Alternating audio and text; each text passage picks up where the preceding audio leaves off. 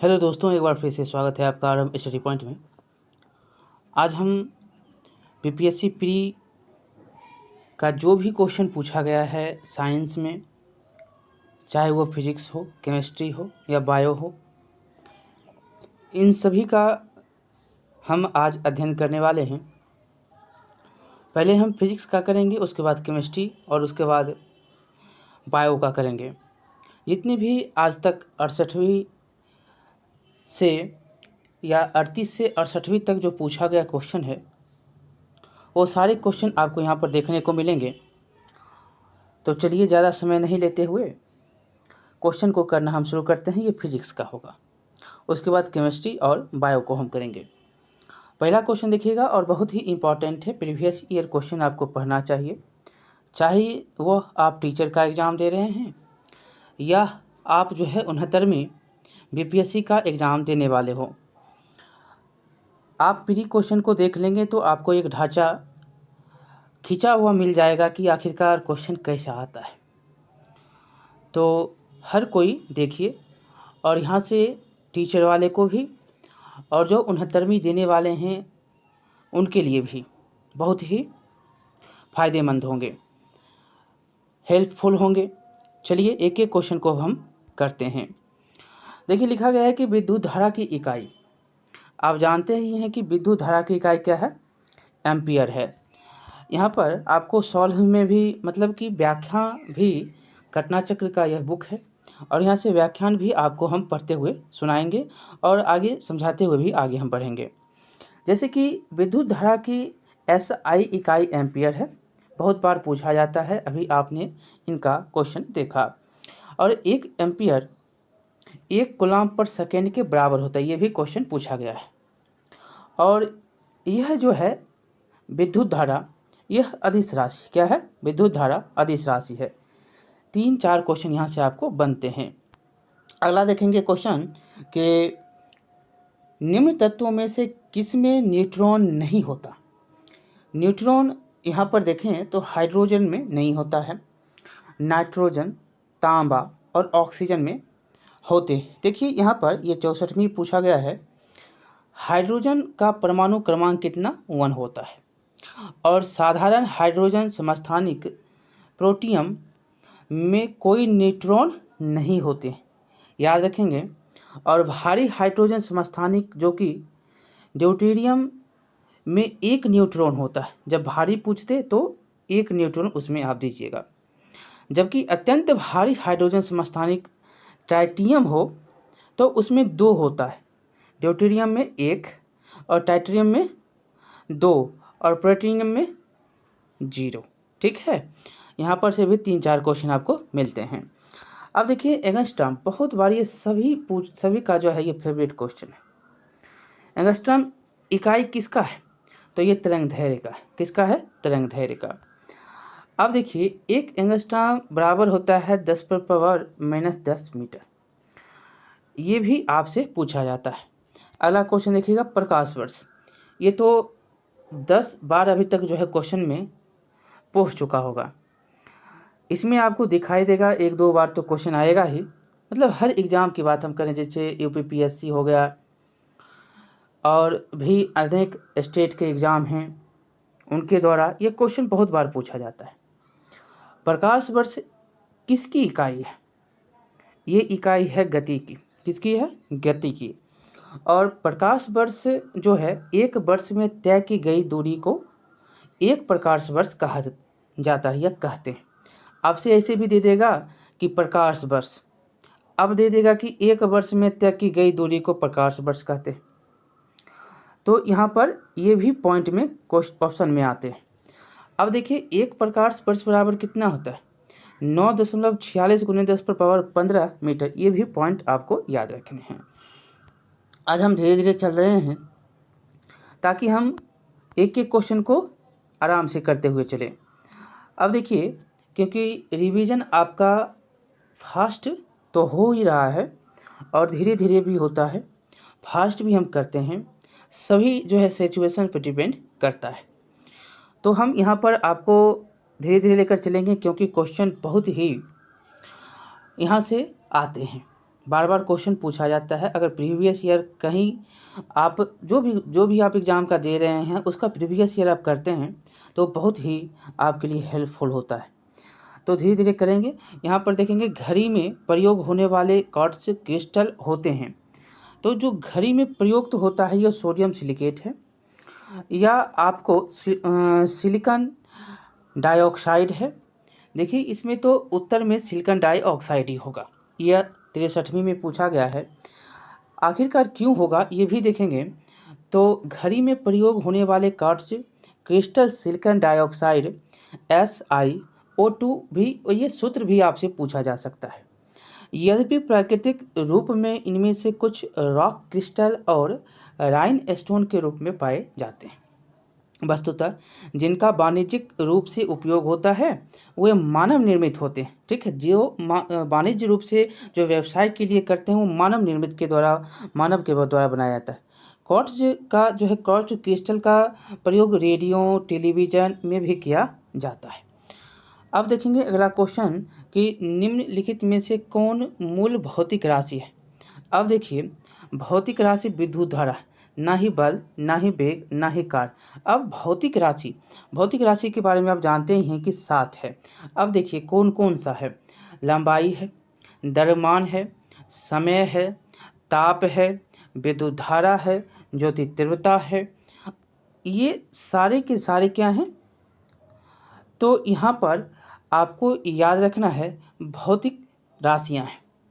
7 पदार्थ का परिणामतः मूल रूप से आप देखते हैं तो 7 मूल भौतिक राशि है और मूल राशियों के मात्रक एक दूसरे से पूर्णतः स्वतंत्र हैं तथा इनमें से किसी एक को किसी अन्य मात्रक में बदला अथवा उससे संबंधित नहीं किया जा सकता, ना ही बदल सकते, ना ही इससे संबंधित हो सकता है। अब देखिए क्वेश्चन है कि ओम मीटर का मात्रक क्या है। ये भी क्वेश्चन आप रख लीजिए याद, क्योंकि बहुत बार पूछा गया है। ये देखो प्रतिरोधकता, ओम मीटर इक्वल टू प्रतिरोधकता मात्रक। ठीक है, इसका मात्रक होता है। अब देखिए किसी पदार्थ की वैद्युत प्रतिरोधकता से उस पदार्थ द्वारा विद्युत धारा के प्रवाह का विरोध करने की क्षमता का पता चलता है। विरोध कर रहा है, कितना क्षमता है इसका पता जो है चल जाता है।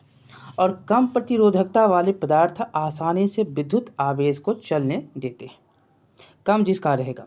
और इसकी जो है SI मात्रक पूछ दे, इकाई पूछ दे तो ओम मीटर होता है। क्या होता है, प्रतिरोधकता की SI इकाई पूछेगा तो यह आपको ओम मीटर होता है। यहाँ पर उल्टा भी पूछ सकता है, यहाँ पर देगा, यहाँ पर ओम मीटर मात्रक किसका होता है, प्रतिरोधकता का। अब पूछ देगा कि प्रतिरोधकता का मात्रक क्या होता है तो ओम मीटर होता है। ऐसे करके 2 क्वेश्चन यहाँ से बन सकते हैं। और यहाँ पर अगर हम देखें तो वैद्युत प्रतिरोधकता जो है P है, ठीक, और इक्वल टू RAYI। देखिए जहाँ पर R जो है क्या है, R पदार्थ का विद्युत प्रतिरोध है, ये R जो देख रहे हैं, और ये ओम है, क्या है, ये ओम है। और I जो है वह पदार्थ के टुकड़े की धारा की दिशा में लंबाई मीटर में है, और A जो है वह धारा की दिशा के लंबवत पदार्थ का क्षेत्रफल है। ठीक है, और वर्ग मीटर में क्या होता है कि ये जो आप देखिए ये सारे वर्ग मीटर, ए जो है विद्युत धारा की दिशा के लंबवत पदार्थ का क्षेत्रफल वर्ग मीटर में है। ये मीटर में आपको आई दिख रहा है पदार्थ के टुकड़े की धारा की दिशा की लंबाई, और ओम जो है आप ये देख सकते हैं, और आर जो है पदार्थ की विद्युत प्रतिरोध है। विद्युत प्रतिरोधकता आप समझ गए होंगे, RAY। ठीक है, अब देखेंगे यहाँ पर कि देखिए फिर से क्वेश्चन हमने आपको बोला था कि बहुत बार क्वेश्चन पूछा है, तो फिर से आया है कि प्रकाश वर्ष इकाई है तो किसकी है, दूरी की है। अब देखिए हमने ऊपर भी पढ़ा, एक बार फिर से रिवीजन करते हैं कि प्रकाश द्वारा एक वर्ष में तय की गई दूरी को एक प्रकाश वर्ष लाइट ईयर कहा जाता है, और एक प्रकाश वर्ष बराबर 9.46 × 10⁻15 मीटर होते हैं। अब देखिए हर्ट्ज फिर से आता है, तो हर्ट्ज की जो है, हर्ट्ज में क्या मापा जाता है ये आपसे पूछा जा रहा है इस बार। तो हर्ट्ज में आप आवृत्ति को मापते हैं। अब देखिए आवृत्ति आखिरकार क्या है।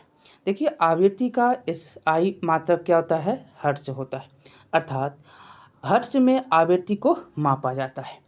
अब जो भी आप सुनते हैं ना, वह संकेत HZ है, उसका HZ मतलब हर्ट्ज का जो है, इस प्रकार से आप इसको प्रदर्शित H और Z, स्मॉल z है और कैपिटल H से प्रदर्शित आप कर देते हैं इसको।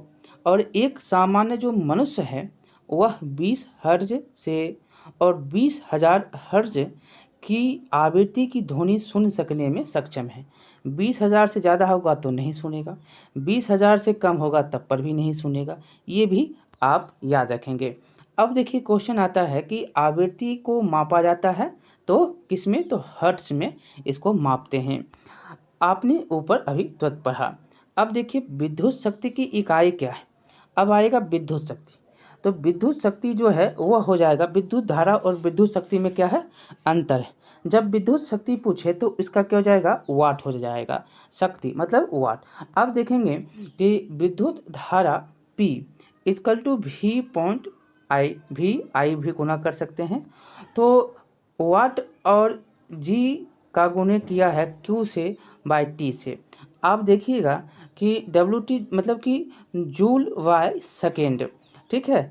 यहाँ पर आपको विद्युत शक्ति का SI मात्रक वाट होता है, ये समझना है, ठीक है। और सूत्र अगर पूछ दे तो भी जो है विद्युत शक्ति P पावर हो गया इक्वल टू VY जो है भी बाय नहीं है, भी मल्टीपल होगा और I, ठीक है। अगला क्वेश्चन देखेंगे कि ये भी क्वेश्चन आप याद रखेंगे। दिस स्पेक्ट्रम के तरंगदैर्घ्य की सीमा कितनी होती है, यह NCERT और या SCERT सारे क्वेश्चन वहाँ पर आपको मिलते हैं। अब देखिए इसका जो है उत्तर तो ऐसे हो जाएगा, आप 3900 एंगस्ट्रम, ये जो है एंगस्ट्रम को दर्शाता है, से 7600 एंगस्ट्रम होता है, ठीक है। अब देखिए कि दिस जो है स्पेक्ट्रम प्रकाश के संबंध में कोई निश्चित सीमा रेखा निर्धारित करना कठिन है, और यह व्यक्ति की उम्र, आँखों की क्षमता, प्रकाश स्रोतों की दूरी एवं तीव्रता आदि बातों पर निर्भर करता है। और सामान्य तौर पर इसकी सीमा जो है 320 नैनोमीटर से 860 नैनोमीटर मतलब एंगस्ट्रम में आप देखेंगे तो यह मान 3200 एंगस्ट्रम से 8600 एंगस्ट्रम होगा। अब देखिए इसमें कि मानी इसका जो है माना जाता है, और अमेरिका अंतरिक्ष एजेंसी नासा जो है ने इसकी सीमा 380 से 700 नैनोमीटर NM तक बताया है। ये भी क्वेश्चन पूछा गया है, आपको आगे मिलेगा भी। अब देखिए कि NCERT में आप 400 से 700 तक की नैनोमीटर लिखा हुआ देखते हैं, तो इसका उत्तर आप निकटतम कर सकते हैं। जैसे कि क्वेश्चन में ही पूछ दिया है कि बताइए कि सौर विकिरण में निम्न में से किस परास में दिखता है, सौर विकिरण किस में दिखता है, तो 400 से 700 ऊपर आपने पढ़ा, NCERT में ये लिखा गया है। अब देखिए आर्द्रता मतलब नमी को आप किस में मापते हैं, उपकरण द्वारा मापा जाएगा, हाइग्रो, ये जो है हाइग्रोमीटर से मापा जाता है। आपको यहाँ पर 3-4 बात आपको देखने को मिलेगा, जैसे हाइग्रोमीटर वायुमंडल की साद्रता का जो है सापेक्षित आर्द्रता का मापन करने वाला होता है। क्या होता है, यह सापेक्षित आर्द्रता होता है, उसको मापता है हाइग्रोमीटर वायुमंडल के। और हाइग्रोमीटर से द्रव या जल के तुलनात्मक घनत्व का मापन किया जाता है। अब देखिएगा दाब की इकाई क्या है। अब दाब की इकाई न्यूटन पर मीटर होता है, वर्ग मीटर। अब देखिए यहाँ पर कि किसी तल के इकाई क्षेत्रफल पर लगने वाले बल को क्या कहते हैं, दाब कहते हैं। जब दाब मतलब कि किसी कोई तल है, आप ये मान लीजिए तल है, तो तल के इकाई क्षेत्रफल पर यहाँ पर आप बल लगा रहे हैं, तो यह क्या होगा, दाब हो जाएगा। और दाब जो होता है वो अदिश राशि होता है, ये भी याद रखना है। और दाब का जो मात्रक होता है वह होता है न्यूटन पर मीटर स्क्वायर। जिसे पास्कल के नाम से भी जानते हैं, जिसे पास्कल भी कहते हैं। अब दाब का SI मात्रक अगर मात्रक पूछ दे तो दाब का क्या हो जाएगा मात्रक, पास्कल भी होगा और न्यूटन पर मीटर स्क्वायर भी होगा, और यह अदिश राशि भी है, ये भी पॉइंट याद रखना है। अब अगला क्वेश्चन देखेंगे, इसमें हो गया है 15 तक। अब हम अगला क्वेश्चन 16 नंबर देखिएगा कि दाब का मात्रक। देखिए हमने अभी तुरंत आपको बताया कि दाब का मात्रक अगर कह दे तो 2 होता है। इसमें आपको किलोग्राम और किलोग्राम दिया है। अभी आपने तुरंत पढ़ा कि दाब का मात्रक आखिरकार न्यूटन पर मीटर स्क्वायर होता है। तो किलोग्राम जहाँ पर भी मिले वो क्या हो गया, गलत हो जाएगा। तो इसलिए इसमें उत्तर भी जो है नहीं दिया है, ठीक है। इसमें उत्तर किलोग्राम में दिया है, जबकि किलोग्राम नहीं होगा, न्यूटन में होगा। अब अगला देखिएगा या पास्कल होगा। अब अगला पॉइंट में आपको निम्नलिखित में से कौन सी अदिश राशि, देखिए अदिश राशि को पहचानिए, सिर्फ पहचान लीजिए। अब आपको ब और ब मिल रहा है ना, व और ब दोनों मिल रहा है, और इसमें भी आपको व मिल रहा है। तो त्वरण, वेग, बल ये सारे के सारे सदिश राशि हैं।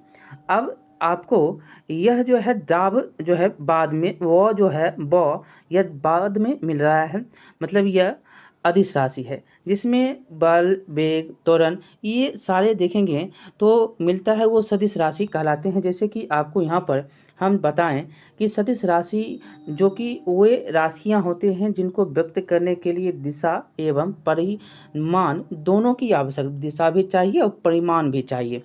अब देखिए 10 सदिश राशि होता है। अब हमने आपको बताया व, ब, व, व, व, व, देख लिए। तो ये सारे 5 आपको व याद रखने हैं, एक ब याद रखना है। तो जिसमें बल तो आप जानते ही हैं, वेग, विस्थापन, त्वरण, संवेग ये सारे के सारे क्या है, तो सदिश राशि है। और जिन राशियों को व्यक्त करने के लिए केवल परिमाण की आवश्यकता होती है वह अदिश राशि होती है, इसमें दिशा की नहीं होती है।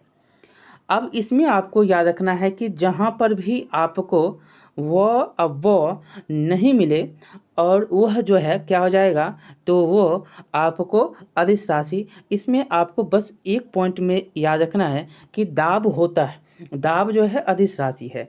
ये ब क्या मिल रहा है, अंत में मिल रहा है, मतलब लास्ट में है, और यहाँ पर बल जो है शुरू में मिल रहा है, ये भी याद रखना है। तो आपको ट्रिक हम बता रहे हैं। तो आयतन हो गया, दाब हो गया, और चाल और दूरी ये सारे के सारे क्या हो जाएंगे, अदिश राशि हो जाएंगे। आपको संवेग, वेग, बल, विस्थापन ये सारे जो हैं सदिश राशि हैं, ये याद रखना है। हमने आपको व और ब दोनों में अंतर बता दिया। अब आप होशियार हैं, अब आपको यहाँ से क्वेश्चन गलत नहीं होगा। ये क्वेश्चन जो है आउट होता है, यहाँ से क्वेश्चन पूछा ही जाता है। बीपीएससी देख लीजिए कितना पूछा है।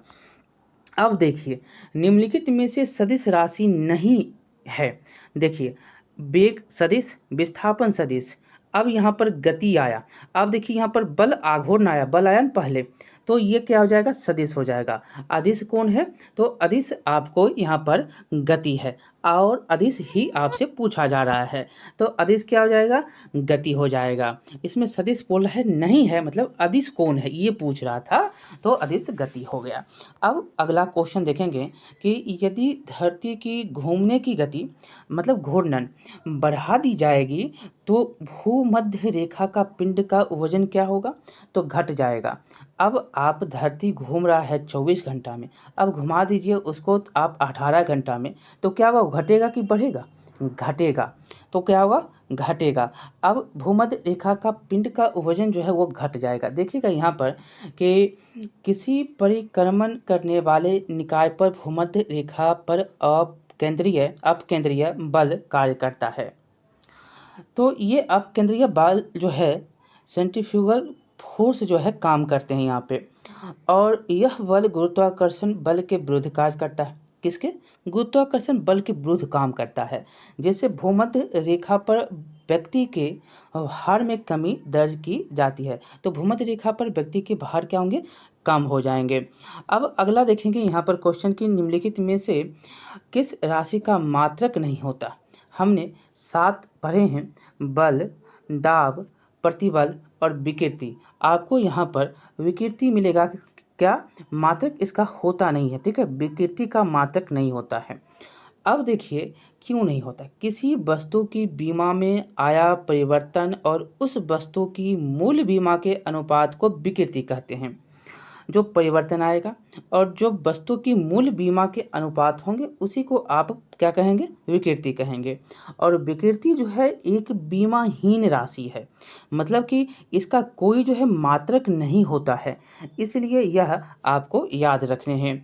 अब अगला देखिएगा, इसमें भी आपको पहले भी हमने बताया है इसके बारे में कि पहले भी मतलब क्वेश्चन में आप कर चुके हैं, बहुत सारे क्वेश्चन हमने करवाए हैं आपको। हमने लगभग 10,000 से प्लस क्वेश्चन ये सीटेड ये जो है बीपीएससी में करवा चुके हैं हम लगभग।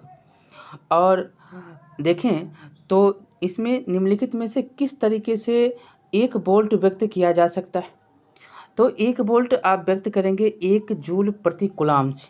देखिएगा कैसे करते हैं। तो 1 वोल्ट को 1 कूलाम के विद्युत आवेश के प्रति जूल की ऊर्जा खपत के रूप में परिभाषित किया गया है। इसीलिए अब देखिए 1 वोल्ट बराबर जो होता है 1 जूल बाय कूलाम आप कहते हैं ये होता है। अब यहाँ पर से भी क्वेश्चन पूछा जाता है कि बताइए कि एक वस्तु का भार पृथ्वी की सतह पर मापने पर 100 न्यूटन होता है, एन आता है। और इसका भार जो है चंद्रमा की सतह पर अब जाएंगे तो कितना होगा। अब जानते हैं कि चंद्रमा की सतह पर क्या होता है भार, 6 गुना 1/6 गुना होता है गुरुत्वाकर्षण बल का 1/6। तो यहाँ पर उत्तर तो आपका देखेंगे सॉल्व में होगा। और सॉल्व कैसे होता है कि पृथ्वी की तुलना में चंद्रमा पर गुरुत्वाकर्षण बल, पृथ्वी की गुरुत्वाकर्षण बल का कितना, तो 1/6 गुना होता है। इसलिए चंद्रमा पर जो है किसी वस्तु का भार पृथ्वी का भार का कितना, तो 1/6 होगा, 1/6 होता है, ये याद रखना है। और भार बराबर देखेंगे तो 1/6 मतलब पृथ्वी का भार है ये, ठीक है। और पृथ्वी का भार देखेंगे और उसके बाद हम इसका निकालेंगे तो गुने 100। अब 100 इसका भार में देखें तो ये टोटल गुना करेंगे तो कितना हो जाएगा, तो 16 दशमलव आप गुना करके देखेंगे तो 1600 होगा, 1667। तो ये जो है 16.67 में आता है। तो इसीलिए यहाँ पर आपको उत्तर भी 16.7 के रूप में देना है, ठीक है। अब आप जानते हैं कि पृथ्वी का भार का जो है चंद्रमा पर किसी वस्तु का भार कितना, पृथ्वी पर भार का 1/6 होता है। ये भी क्वेश्चन बहुत बार पूछे गए हैं। अब अगला देखेंगे क्वेश्चन कि सही कथन इसमें चुनना है। देखिए सही कथन में आपको लाल प्रकाश का तरंगदैर्घ्य और बैगनी प्रकाश से ज़्यादा, देखिए लाल प्रकाश का तरंगदैर्घ्य जो होता है क्या होता है, बैगनी प्रकाश से ज़्यादा होता है। यही यहाँ पर उत्तर होंगे, बैगनी प्रकाश से ज़्यादा किसका, तो लाल प्रकाश का तरंगदैर्घ्य होता है। अब देखिए यहाँ पर आपको याद सिर्फ इतना रखना है कि बैगनी रंग का तरंगदैर्घ्य सबसे कम तथा सबसे आवृत्ति जो है इसका अधिक होता है। अब तरंगदैर्घ्य कहेगा ज़्यादा किसका, तो लाल का, और कहेगा कम किसका, तो बैगनी का, और कहे आवृत्ति किसका ज़्यादा, तो बैगनी का, आवृत्ति किसका कम, तो लाल का, तरंगदैर्घ्य किसका ज़्यादा, तो लाल का, और तरंगदैर्घ्य कम किसका, तो बैगनी का, आवृत्ति किसका ज़्यादा, तो बैगनी का, और आवृत्ति कम किसका, तो लाल का। बस इतना ही पॉइंट याद है आपको यहाँ पर रखने हैं। तरंगदैर्घ्य सबसे अधिक आपको और आवृत्ति आपको अधिक, ये पॉइंट आपको याद, जहाँ जिसका आवृत्ति अगर ज़्यादा होगा, जैसे बैगनी का आवृत्ति ज़्यादा तो इसका लाल का कम, तरंगदैर्घ्य लाल का ज़्यादा तो जो है तरंगदैर्घ्य बैगनी का कम, बस इतना पॉइंट। अब देखेंगे इसमें कि अगला कि जब दिन में पानी पर साबुन की फिल्म दिखाई जाती है, ठीक है, तो यह सुंदर रंग दिखाई देता है, इसका क्या कारण होता है। ये देखिए प्रकाश का व्यक्तीकरण होता है। इसमें आपको हम बताएं, डी नंबर होगा कि इसमें आप ऐसे समझिएगा कि दिन में पानी पर साबुन की फिल्म प्रकाश किरणों के व्यक्तीकरण मतलब इंटरफेरेंस के कारण अनेक रंगों की और सुंदर दिखाई देता है। ये 67वीं बीपीएससी पूछा है, ये सारे एनसीईआरटी में आप पढ़ चुके हैं। अब देखिए कि एक परमाणु के केंद्र का धनावेशित हिस्सा क्या कहलाता है। तो ये न्यूक्लियस कहलाता है। अब धनावेशित हिस्सा जो है एक परमाणु के केंद्र जब होगा बीच का, तो धनावेशित हिस्सा क्या होगा, न्यूक्लियस के रूप से जाना जाता है, के रूप में जाना जाता है। अब यहाँ पर आपको हम बताएं कि एक परमाणु के केंद्र का धनावेशित हिस्सा नाभिक या न्यूक्लियस के रूप में आप उसको जानते हैं। और नाभिक जो होता है, न्यूक्लियस जो होता है, परमाणु का केंद्रक होता है। क्या होता है? परमाणु का यह केंद्रक होता है। अब देखिए यहाँ पर हम बताएं आपको कि परमाणु के नाभिक में प्रोटॉन और इलेक्ट्रॉन अवस्थित होगा और इसमें न्यूक्लियन मतलब प्रोटॉन और न्यूट्रॉन अवस्थित रूप में न्यूक्लियन कहलाता है। परमाणु के नाभिक में प्रोटॉन तथा न्यूट्रॉन अवस्थित रूप में क्या, न्यूक्लियन कहलाता है। और प्रोटॉन धनात्मक आवेश युक्त मूलभूत कण है और न्यूट्रॉन जो है उदासीन होता है। न्यूट्रॉन क्या है? उदासीन, प्रोटॉन धन है। अब जिस कारण नाभिक जो है धनावेशित होता है, प्रोटॉन तथा न्यूट्रॉन का द्रव्यमान कितना, 1.672 × 10⁻27 kg होता है न्यूट्रॉन और प्रोटॉन का द्रव्यमान। और इसकी खोज जो है करने वाले गोल्डस्टीन प्रोटॉन की और न्यूट्रॉन की जेम्स चैडविक के द्वारा खोज किया जाता है। दोनों पॉइंट बहुत बार पूछे गए हैं। अब देखिएगा इसमें कि ठोस के सीधे गैस में परिवर्तन को क्या कहा जाता है। अब ये तो अब जानते हैं कि रट के और जान के क्या हो गए हैं, याद हो गया है। जब ठोस से सीधा गैस में परिवर्तन हो तो कहिए वो उद्दीपातन होता है। ठीक है। अब देखिए कि जब उद्दीपातन वह प्रक्रम होता है, मतलब उद्दीपातन वह प्रक्रम होता है। 1 मिनट रुकिए और यहाँ पर सेट करते हैं। देखिए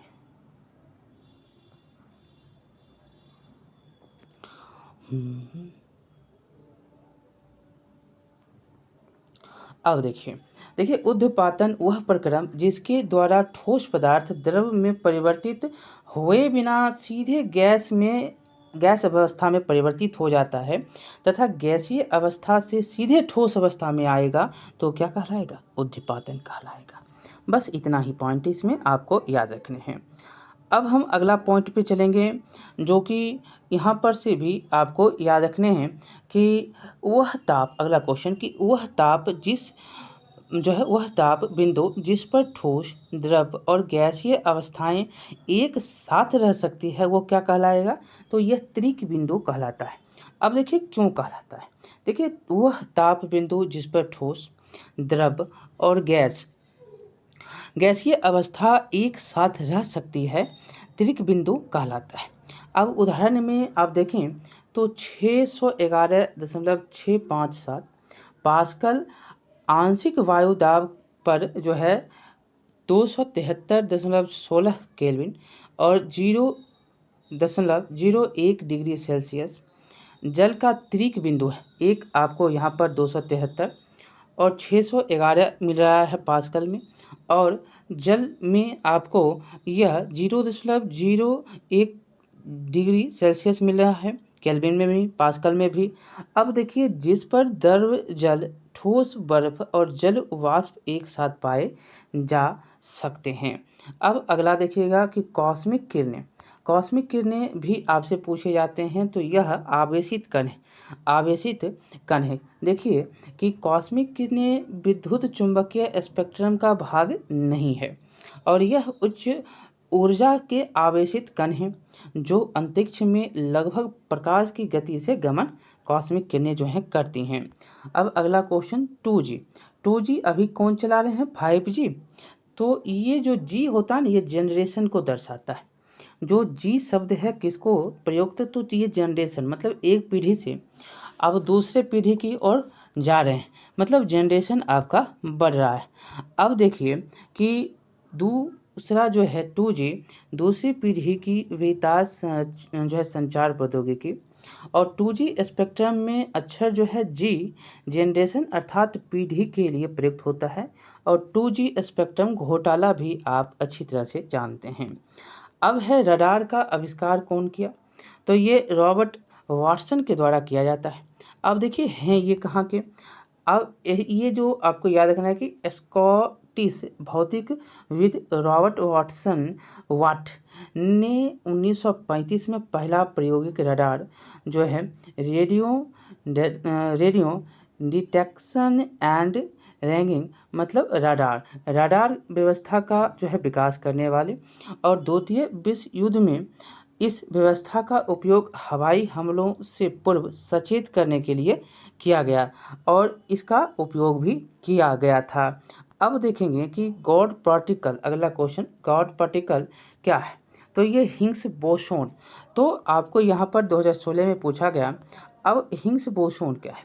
तो हिग्स बोसोन एक मूल कण है और जिसकी प्रथम परिकल्पना वर्ष 1964 में की गई और इसका जो है प्रायोगिक सत्यापन 14 मार्च 2013 को किया गया। 64 में किया और सत्यापन जो है 13 में करता है और वैज्ञानिक समुदाय के बाहर और मीडिया द्वारा अक्सर इस कण को ईश्वरीय कण या गॉड पार्टिकल जो है उपनाम से संदर्भित किया जाता है। अब हिग्स बोसोन कण की खोज करने वाले वैज्ञानिक की जोड़ी ब्रिटेन के पीटर डब्ल्यू हिग्स और बेल्जियम के डब्ल्यू एल्बर्ट को 2013 के भौतिक क्षेत्र में जो है विज्ञान के क्षेत्र में नोबेल पुरस्कार से भी सम्मानित किया जा चुका है। अब सर सी वी रमन को भौतिक का नोबेल पुरस्कार कब प्राप्त होता है? ये तो हम पहले भी पढ़ाए हैं कि 1930 ईस्वी में इनको यह नोबेल पुरस्कार मिलता है। अब देखिए कि भौतिक शास्त्र के लिए नोबेल पुरस्कार प्राप्त करने वाले पहले भारतीय थे डॉक्टर चंद्रशेखर वेंकट रमन, ठीक है, यही थे और उन्हें वर्ष 1930 में यह प्राप्त होता है पुरस्कार। और भारत के संबंध में देखें तो आपको रविन्द्रनाथ टैगोर हैं जो कि 1913 ईस्वी में साहित्य के क्षेत्र में नोबेल लेते हैं। सी वी रमन भौतिक के क्षेत्र में 1930 में लेते हैं। हरगोविंद खुराना चिकित्सा के क्षेत्र में ले लेते हैं 1968 में। सुब्रमण्यम चंद्रशेखर भौतिक के क्षेत्र में 1983 ईस्वी में लेते हैं और मदर टेरेसा शांति के क्षेत्र में 1979 ईस्वी को लेते हैं। और अमर्त्य सेन तो इधर आप जानते ही हैं कि 1998 में इनको दिया गया था। अगला देखेंगे कि कैलाश सत्यार्थी, यह 2014 में शांति के लिए और वी रामकृष्णन रसायन के क्षेत्र में यह 2009 में इनको मिलता है। और उसके बाद हैं अभिजीत बनर्जी, अर्थशास्त्र के क्षेत्र में 2019 में इनको नोबेल पुरस्कार से सम्मानित किया जाता है। यहाँ से क्वेश्चन बन सकते हैं। अब अगला देखेंगे। अब देखिएगा 33 नंबर क्वेश्चन के टेलीस्कोप की खोज किस वैज्ञानिक के द्वारा किया गया था? तो ये गैलीलियो थे, ठीक है। अगला क्वेश्चन देखेंगे कि इस सदी की शुरुआत में हवाई जहाज का आविष्कार किसने किया था? तो ये करने वाले थे राइट्स ब्रदर। इनके बारे में हम देखें तो आपको सिर्फ इसमें याद रखना है कि राइट्स ब्रदर के द्वारा जो है हवाई जहाज का आविष्कार किया गया था। अब एक माइक्रोन बराबर क्या होता है? तो 1/1000 मिमी, ठीक है, एम होता है, मिमी भी बोलते हैं इसको। तो ये इसका उत्तर हो जाएगा। अगला क्वेश्चन देखेंगे, या आप 10⁻³ कह सकते हैं, एम होता है, ठीक है। और अगला देखें तो 40 डिग्री सेल्सियस का मान फ़ारेनहाइट स्केल में कितना होगा? अब फ़ारेनहाइट स्केल को आप निकालिए, 104 ऐसे होता है, लेकिन कैसे होता है? तो यहाँ पर देखिए, अब फ़ारेनहाइट बराबर होता क्या है? तो 9/5 डिग्री सेल्सियस प्लस 32, ये सूत्र है। तो ये सूत्र आप याद रखेंगे। ये जो सूत्र है, ये देख रहे हैं सूत्र 9/5 डिग्री सेल्सियस प्लस 32। अब देखिए आपको सेल्सियस में है जो है सेंटीग्रेड या सेंटीग्रेड तापमान, C बराबर सेंटीग्रेड तापमान और F बराबर क्या? तो F बराबर हो जाएगा फ़ारेनहाइट तापमान, ठीक है। अब देखिए यहाँ पर सेंटीग्रेड का दिया गया है, तो सेंटीग्रेड और फ़ारेनहाइट दोनों अब निकालने कह रहा है फ़ारेनहाइट। फ़ारेनहाइट में अगर हम निकालें तो F इक्वल टू क्या, तो 9/5। अब C का मान देखें तो C का मान 40 है और प्लस हम कर देंगे 32। अब इसको आप काटेंगे 8×40 और यहाँ पर आप अगर देखें जोड़ेंगे तो कितना हो जाएगा, तो ये हो जाएगा 8×9 = 72 प्लस 32। अब इसको जोड़ेंगे तो 104 आ जाएगा। अब यहाँ पर 40 डिग्री जो है सेंटीग्रेड का तापमान देखें, जो मान हो फ़ारेनहाइट स्केल में 104 डिग्री फ़ारेनहाइट आएगा। अब देखिए यहाँ पर एक सिर्फ सूत्र आपको फ़ारेनहाइट का याद रखना है, 9/5 डिग्री सेंटीग्रेड तापमान जो है आपको याद रखना है प्लस 32। तो ये जो हैं आपको अगर याद होंगे फ़ारेनहाइट का सूत्र तो आप निकाल सकते हैं। अब अगला देखेंगे कि क्रोमेटोग्राफी की तकनीक का प्रयोग। तो यहाँ पर देखिए ऐसे आपको जो आंसर यहाँ पर दिया नहीं गया, लेकिन आपको यहाँ पर पूरा बात समझेंगे तो उत्तर भी आपको मिल जाएगा। देखिए किसी मिश्रण से विभिन्न पदार्थों को अलग करने में क्या होता है, तो क्रोमेटोग्राफी का तकनीक का प्रयोग होता है। तो इसमें दिया गया नहीं है एक मिश्रण से पदार्थों को अलग करना, नहीं, बल्कि किसी मिश्रण से विभिन्न पदार्थों को अलग करना। और क्रोमेटोग्राफी तकनीक का उपयोग जो है मुख्यतः विटामिन और प्रोटीन के पृथक्करण में होता है। किसका, प्रोटीन और विटामिन के। और प्रारंभ में क्रोमेटोग्राफी तकनीक का उपयोग पदार्थों को उनके रंग के आधार पर अलग करने के लिए किया जाता था। अब अगला क्वेश्चन देखेंगे कि गति को सर्वप्रथम किसने परिभाषित किया, तो ये गैलीलियो के द्वारा किया गया। अब देखिए क्यों, तो गैलीलियो ने ही सर्वप्रथम एक समान रेखीय गति को परिभाषित किया था, ठीक है। और उनके अनुसार प्रति इकाई समय में तय की गई दूरी को गति मतलब कि स्पीड कहते हैं। और तत्पश्चात न्यूटन ने पिंडों एवं वस्तुओं की गति का वर्णन करने के लिए गति के नियम का प्रतिपादन किए। अब अगला क्वेश्चन देखेंगे, आपने यहाँ पर इनके बारे में पढ़ा। अब देखिए कि लोलक की कालावधि जो होता है टाइम पीरियड क्या, तो ये होता है लंबाई के ऊपर निर्भर करेगा, कितना लंबा उसी पर यह निर्भर करेगा। अब देखिए यहाँ पर सूत्र आपको मिलेगा, जैसे सरल लोलक की कालावधि जो है लोलक की लंबाई पर निर्भर करता है। तो टी जो टाइम है इक्वल टू 2π/y जो है रूट में 1/g। अब देखिए यहाँ पर r और g जो है नियतांक है और लोलक का कालावधि लोलक की लंबाई क्या है, l है। और यह जो है l के जो है अनुक्रमानुपाती होते हैं। अब अगला क्वेश्चन देखेंगे तो बल का गुणनफल है, तो बल का गुणनफल होता है द्रव्यमान और त्वरण का, द्रव्यमान और त्वरण। अब देखिए यहाँ पर आपको याद रखना है कि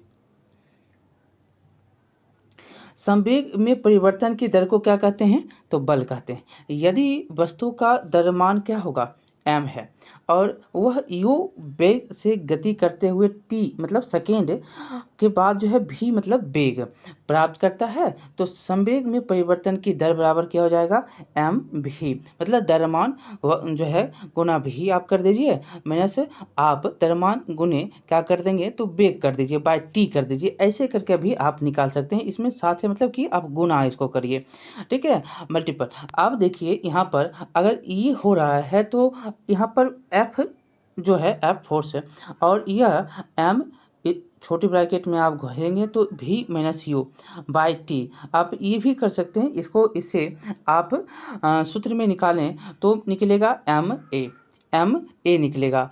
आप ये सारे पॉइंट जो है आपको इस प्रकार से भी निकल सकते हैं। अब देखिए ए बराबर तो आप त्वरण के बराबर तो जानते हैं कि v-u/t होता है, v-u/t होता है, ये त्वरण हो जाएगा ठीक है, ये त्वरण का ए। अब यहाँ पर आपको बताना है द्रव्यमान और त्वरण का क्या होता है, बल गुणनफल किसका होता है, तो द्रव्यमान का भी होता है और त्वरण का भी होता है। यहाँ पर द्रव्यमान भी आपको बता दिया गया और त्वरण भी बता दिया गया, तो ये आपका है त्वरण।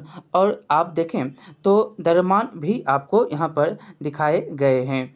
तो त्वरण और द्रव्यमान के रूप में आप समझ सकते हैं। अब अगला देखेंगे ma। अब यहाँ पर त्वरण का सूत्र ऊपर में आप देख सकते हैं, तो नीचे में आपको याद होगा। ये सूत्र जो है बार बार आपसे पूछा जाता है। अब देखिए सूत्र तो आपको याद होगा कि सूत्र क्या होता है, A=V-U/T। तो ये आपका सूत्र है और यहाँ पर आपने पढ़ा। अब देखिए अगला क्वेश्चन की वॉशिंग मशीन जो होता है कार्यकारी सिद्धांत क्या होता है, तो अपकेंद्रण का अपोहन जहाँ आए वो क्या हो जाता है, डायलिसिस होता है। ठीक है, अब देखिए अपकेंद्रण का होता है, यहाँ पर अपकेंद्रण का होता है। अब अपकेंद्रण क्या है, देखिए वॉशिंग मशीन में होता क्या है कि वॉशिंग मशीन में कि अपकेंद्रण के सिद्धांत यहाँ पर काम करते हैं। अब देखिए वह प्रतिक्रिया बल जो परिमाण में अभिकेंद्रीय बल के बराबर होता है, परंतु जिसकी दिशा अभिकेंद्रीय बल के विपरीत, मतलब अर्थात केंद्र से बाहर हो, क्या हो, केंद्र से बाहर की ओर होती है, अपकेंद्रीय बल कहलाता है। ठीक है, और कपड़ा साफ करने की मशीन, दूध से मक्खन निकालने की मशीन आदि जो भी हैं, यह अपकेंद्रीय बल के सिद्धांत में काम करते हैं। ये क्वेश्चन बहुत बार पूछा जा चुका है अपकेंद्रीय बल वाले। अब अगला देखेंगे तो निम्नलिखित में से कौन राशि जो है सदिश नहीं है। अब देखिए आपको अदिश राशि खोजना है। हमने आपको व दोनों के बारे में बताया था, तो यहाँ पर और यहाँ पर तीनों ऑप्शन में व मिल रहा है शुरुआत में, और यह जो है इस कारण से आयतन इस प्रकार से आप छांट सकते हैं कि आयतन अदिश राशि है, सदिश नहीं है।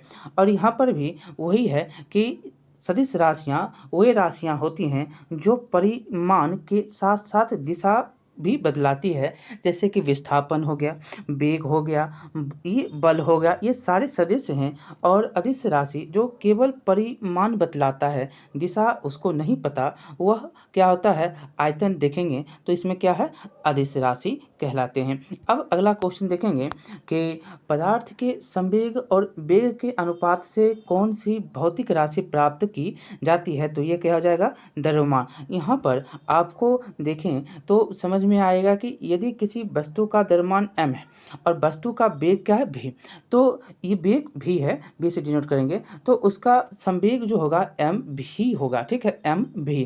अब m तो और v मतलब m क्या हो गया, द्रव्यमान, v क्या हो गया, वेग। अब देखेंगे संवेग और वेग का अनुपात क्या हो जाएगा, तो p जो है आपका क्या है, तो संवेग है, और v क्या है, तो वेग है, और इसका बराबर देखें अनुपात में तो m v मतलब द्रव्यमान गुने वेग बाय v बराबर वेग, तो इक्वल टू क्या हो जाएगा, m मतलब कि द्रव्यमान। तो इस प्रकार से यह समझ सकते हैं। अब देखिए 1 किलोमीटर, अब मीटर और जो है किलोमीटर और सेंटीमीटर, ये तो जानते ही होंगे आप कि 1 किलोमीटर का दूरी क्या होता है, तो 1000 मीटर होता है। अब देखिए यहाँ पर कि 1 किलोमीटर 1000 मीटर हो गया। अब 100 मीटर कहेगा तो 1 हेक्टोमीटर में होता है, और 1000 सेंटीमीटर कहेगा तो यह 1 डेकामीटर होता है। अगर 100 सेंटीमीटर कहेगा तो 1 मात्र मीटर होता है, 1 मीटर।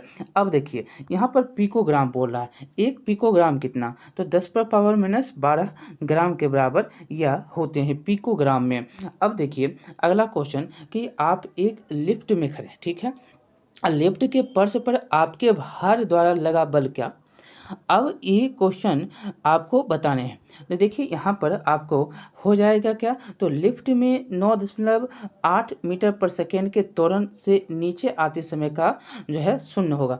अब देखिए क्यों होगा शून्य, तो यहाँ पर आपको याद रखना है कि लिफ्ट के जो हैं 9.8 मीटर पर सेकेंड के त्वरण से नीचे आते समय लिफ्ट के फर्श पर व्यक्ति का दबाव क्या होगा, नहीं पड़ेगा, और अतः इसी के कारण से फर्श समय जो है, अतः उस समय जो है फर्श पर उसके द्वारा लग रहा बल क्या हो जाएगा, शून्य होगा। ठीक है, शून्य होगा इसी के कारण से। अब अगला क्वेश्चन इसमें हम देखें तो मिलेगा 48 नंबर कि यदि एक पंख और एक रबर की गेंद और एक लकड़ी, ये भी क्वेश्चन बहुत बार 2-3 बार पूछा है कि गेंद निर्वात में एक समान ऊंचाई से स्वतंत्रता पूर्वक एक साथ गिर रहा है तो क्या होगा, गिरेगा एक साथ, तो नहीं। देखिएगा इसमें आपको तीनों एक साथ जमीन पर पहुंचेंगे, ये क्वेश्चन में 67वीं में पूछा गया है। अब इसमें आपका पंख है, रबर गेंद है और लकड़ी है, दोनों एक समान निर्वात में है। जब निर्वात में हो तो क्या होगा, वह एक समान। देखिए वही लिखा है कि निर्वात की स्थिति में वायु प्रतिरोध क्या होता है, शून्य होता है। और इसमें पंख, रबर और गेंद की लकड़ी, ये तीनों जो हैं एक समान ऊंचाई से अगर गिरा तो एक साथ ही ये गिरेगा ज़मीन पर, ठीक है, क्योंकि उसका अंतिम वेग जो है v इक्वल टू रूट जो है 2gh द्रव्यमान जो है उनके द्रव्यमान से स्वतंत्र होते हैं। अब अगला देखें तो प्रकाश की गति किसके बीच से जो है जाते हुए न्यूनतम होती है, तो ये कांच मतलब समझ रहे हैं ना, शीशा है तो ये आपको न्यूनतम यहाँ पर होता है, जल, निर्वात और वायु में नहीं। अगला देखें यहाँ पर पॉइंट में कि जिस वस्तु या पदार्थ का अपवर्तनांक ज़्यादा होता है उसमें प्रकाश की गति क्या होगी, न्यून होगी। अब कांच, निर्वात, जल और वायु में से कांच का अपवर्तनांक क्या है, सबसे ज़्यादा, और इसीलिए प्रकाश की गति कांच में न्यूनतम होती है। अगला देखेंगे पॉइंट जो है क्वेश्चन है कि प्रकाश का वर्ण विक्षेपण संभव है, तो प्रिज्म के द्वारा यह संभव है। अब देखिए कि जब प्रकाश का जो है श्वेत प्रकाश किसी प्रिज्म से होकर गुजरता है तो यह अपवर्तन के पश्चात प्रिज्म के आधार की ओर झुकने के साथ साथ प्रकाश के अवयवी वर्णों में विभाजित हो जाता है और इस प्रक्रिया को प्रकाश का वर्ण विक्षेपण कहते हैं, ठीक है। अगला देखेंगे कि 20 सेंटीमीटर फोकस दूरी के एक उत्तल लेंस की सतह पर सफ़ेद घोरे का प्रतिबिंब बनाने के लिए बड़ी संख्या में काले रंग की पतली पट्टियां बनाई जाती है, ठीक है। वह जो प्रतिबिंब कैसा होगा, अब देखें तो इसमें आपको मिलेगा जो ऐसे तो उत्तर में यहाँ पर है कि कम चमक वाला एक घोड़ा, ए नंबर, लेकिन यह कैसे होगा ये भी आपको हम समझाएं तो देखिएगा यहाँ पर कि 68वीं में पूछा है, इस बार जो है जो हुआ है 12 तारीख को उसमें पूछा है। अब देखिए 20 सेंटीमीटर फोकस दूरी से उत्तल लेंस की सतह पर सफ़ेद घोड़े का प्रतिबिंब बनाने के लिए जो है बड़ी संख्या में काले रंग की पतली पट्टियाँ बनाई जाती है और काली पट्टियाँ केवल प्रकाश की तीव्रता को कम करती है लेकिन कोई छाया नहीं डालती है क्योंकि वह काफ़ी पतली होती है, इसलिए कम चमक वाले एक घोड़े का प्रतिबिंब बनेगा। अगला देखेंगे पॉइंट जो है क्वेश्चन में, तो ध्वनि की जो है तीक्ष्णता इसके किसके द्वारा जो है निर्धारित की जाती है, ध्वनि की। तो देखिए जैसे ही ध्वनि आएगा तो ध्वनि ध्वनि का क्या हो जाएगा, तरंगदैर्घ्य के द्वारा। अब देखिए कि किसी एकांक क्षेत्रफल से 1 सेकंड में गुजरने वाली ध्वनि ऊर्जा को ध्वनि की तीव्रता कहते हैं और सामान्यतः जो है प्रबलता तथा तीव्रता को आपस में पर्यायवाची समझ लिया जाता है, परंतु वास्तव में ये है नहीं, ऐसा नहीं है। अब देखिएगा अगला क्वेश्चन कि निम्नलिखित में से कौन सा फोटो इलेक्ट्रिक उपकरण डिजिटल अनुप्रयोगों के लिए सबसे उपयुक्त। अब आपको यहाँ पर बताना है कि कौन सा है, तो ये हो जाएगा फोटोवोल्टिक सेल। देखिए इसमें आपको याद रखें, ये भी 68वीं 2023 के क्वेश्चन है। देखिए फोटोवोल्टिक सेल को सामान्यतः तौर पर सौर सेल भी कहा जाता है और यह एक प्रकार का गैर यांत्रिक उपकरण है जो सूर्य के प्रकाश को सीधे विद्युत में परिवर्तित करता है और इस प्रकार फोटोवोल्टिक सेल डिजिटल अनुप्रयोगों हेतु जो है सर्वाधिक उपयुक्त है। उल्लेखनीय है कि सौर जो है प्रकाश फोटोन से बना होता है और इन प्रोटोनों में अलग अलग मात्रा में ऊर्जा संचित होती है जो सौर स्पेक्ट्रम की विभिन्न तरंगदैर्घ्य के अनुरूप होती है। विदित हो कि फोटोवोल्टिक सेल अर्धचालक पदार्थों से बने होते हैं। जब प्रोटॉन इन सेलों से टकराते हैं तो वे उसमें ऊर्जा संचित कर देते हैं, जबकि मैं अन्य दिए गए विकल्प जो है ठीक विपरीत इसके हैं, ये इलेक्ट्रिसिटी के माध्यम से परावर्तित प्रकाश में जो है उत्पादित करते हैं। अब अगला देखेंगे पॉइंट में क्वेश्चन के बॉल बेयरिंग जो है का उपयोग स्थैतिक घर्षण को निम्नलिखित में से किसमें परिवर्तित करने के लिए किया जाता है, तो ये किया जाता है रोलिंग घर्षण के लिए, ए नंबर इसका उत्तर होगा। अब देखिए क्यों किया जाता है कि बॉल बेयरिंग जो है छोटी गेंदनुमा गोलाकार संरचना और एक गेंद में संपूर्ण जो है एक गेंद में संपर्क के सतह सिर्फ एक बिंदु होता है, जिसके परिणाम स्वरूप बहुत कम रोलिंग घर्षण होते हैं। ठीक है, अगला देखेंगे पॉइंट। अगला क्वेश्चन है कि फुटबॉल के खेल में एक गोलकीपर फुटबॉल को गोल में पकड़ने के बाद अपने हाथों को पीछे की ओर खींचता है। यह गोलकीपर को किस प्रकार का जो है किस प्रकार सक्षम बनाता है? देखिए यहाँ पर याद रखना है कि अगर संवेग परिवर्तन की दर को कम करने के लिए जो आ रहा है तेजी से, तो उसको पीछे की ओर खींचेगा तो क्या होगा, वह थोड़ा डाउन होगा।